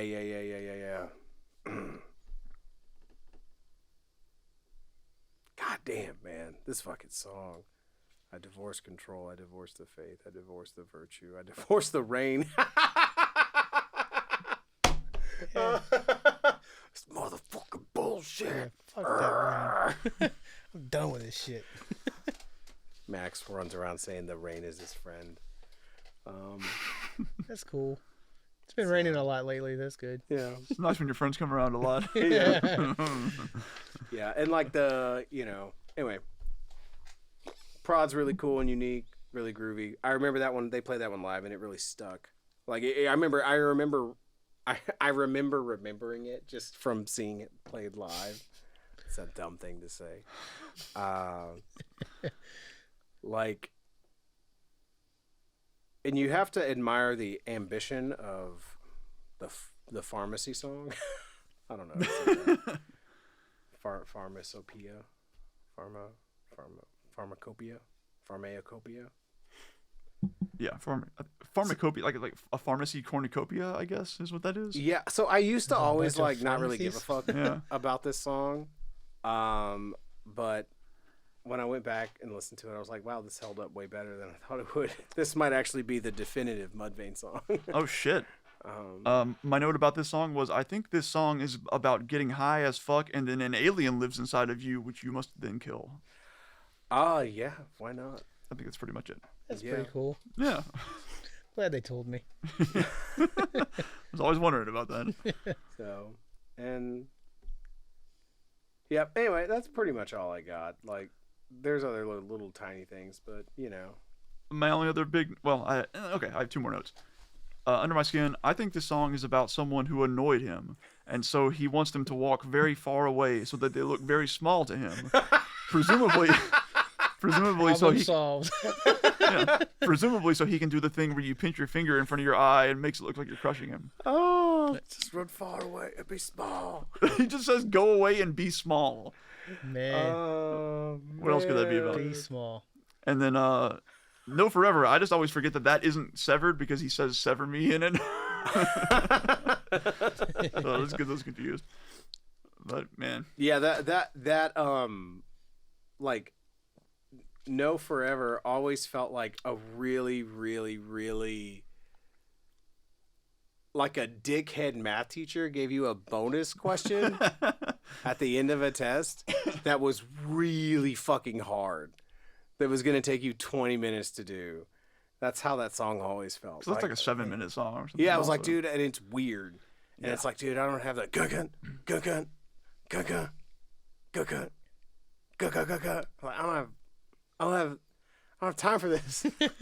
Should have been the first Like- song. Like, I needed to finish the test and have 20 extra minutes and be feeling froggy to do Yeah. this. You know, Give me an extra essay question at the end. Fuck this. but it's a great song. yeah, I get, every song on this album is fucking great. yeah, man. So 10 out of 10. 10 out of 10. You're gonna like make a wall of all the 10 out of 10s and you have your listening party? It has been interesting because I couldn't have told you, you know, like I didn't have the, like a year ago or whatever, you know, wouldn't have been like, oh yeah, I know what albums do I think are like 10 out of 10 best, you know, flawless records for me, right? You know, it's all subjective. Since you guys have been doing this, how But- many have you said? But yeah, but now since we've been doing it, I'm like, oh well, You got a better idea. yeah. Like I'm not saying I know what all of them are, but I know I know Couple what of 'em. some of them are. Yeah. Yeah. You know, because I don't know, and I think that's one of the things I'm enjoying about it is this whole thing is whether or not other people enjoy it or not is something that I'm enjoying is sort of because you're not going to I don't feel like I would have worked out my thoughts on these things to this degree if I wasn't forcing myself to be in a position where I had to. Yeah. You know. Fair. So I wasn't going to Yeah. figure out like, well, which Pantera record do I actually think which one do I like the most and for what reasons or which, you know. Yeah, and sitting and hashing it out with somebody for hours upon hours upon hours. Yeah. Yep. Yeah. And figure it out. And You don't kind really of know what you think until you say it. Yeah, exactly. right. So Yeah, that was the thing that I sort of made peace with like super early on was like I'm fucking enjoying this. I don't care if anybody else does. I'm glad that people are like for however many people are actually listening to or watching this. Like right. that's awesome. I'm happy for that. But like I'm here because I enjoyed being here and doing this. and Yeah. like thinking about this shit and considering it rolling around and, you know, forming new opinions on it or whatever. Same. See, having projects and bringing friends together, that's important. It's what we're supposed to do. Personal growth somehow. Yeah. Yeah. So now next we'll start doing your art podcast so you Yeah. don't have to I got the idea already, man, for the first one. yeah, well while you're working on that unattainable idea, you should do some attainable ones. I hope so. Or No, you no, can they're all just- attainable. or I don't you know if can that just part go- of that one is attainable. Well, you But should do what you should do is you should do the attainable part which is coming and talking to us about it, All right. and then Yeah. we'll splice it in with the unattainable part. I'm afraid with this first one though that it might become more of like a video essay because of the potential. If I did wind up talking to him, Then I'll release it as a podcast of my show, Yeah, there you go. and then you can take the footage and chop it up as We got it. if something comes out good of it, and you can use that as your video essay footage. Do you need like visual aids? Like we use the TV to pull up examples and shit? In all honesty, if you're gonna do an art podcast, that probably is helpful. Like, let me show you some things. Yeah. Yeah. Yeah. So. Well, I mean, that's what you should do is show us things, but you should show us beforehand. Like you should look at these things. You want to do something like that? Fuck yeah, I Yeah. want to do that. Like the way you guys have like a Exactly. playlist notes, like here's some Yes. shit, Yeah, do, sure. do and then let me come exactly tell you that. about like my thoughts now. Do Yeah. exactly that. Okay, that's cool. And then I'll be like, I saw that 20 years ago once and I forgot about it. Yeah, so yeah. I'll be like, that's Well, one of mine. Has he told you anything about like the list that I made, or like what No. what the idea that I have going so far is I've organized a list. I think it's like in chronological order right now, honestly, but it's like the artist who inspired me. Yeah. So like, so it's just about why I liked them so much, or whatever time period, and explaining some of that and going into depth with them. Cool. But and it's weird now that I've got like a list of like 10 people. I've started to realize how unrelated they kind of are. Well, yeah, I like a lot of weird shit. But Yeah. that sounds fun. That does sound fun. Yeah, that'd be awesome. Yeah. I mean, we've only got the original goal was just to get to 50, and we only got 15 more. So Okay, yeah, yeah. So you're done hanging it up. Boom, retired. reassess. If we got nothing else to Reassess? talk about, then maybe. We'll reassess. I'll get to 50 and reassess. Okay. Yeah. Cool. Yeah. Adios. Oh, my ears. Yeah, I know, man. I gotta fix my ears. So was that 3 hours? 74. 3 hours and 45 minutes. 3:45. Fuck. Here, man, we get out your way. Well, man, we fucking preambled for 2 hours. What was that for? I might cut some of that out. There's a lot in there. There was a lot in there. Yeah. But hey, that's what the timestamps are for. People know what they're getting into. I appreciate you always arguing on that side. Yep. For the timestamp? No. Robert's always like, fuck them. For not cutting shit out. Because I'm like, if people don't listen to something, they can fucking skip it. That's how I am, man. Like,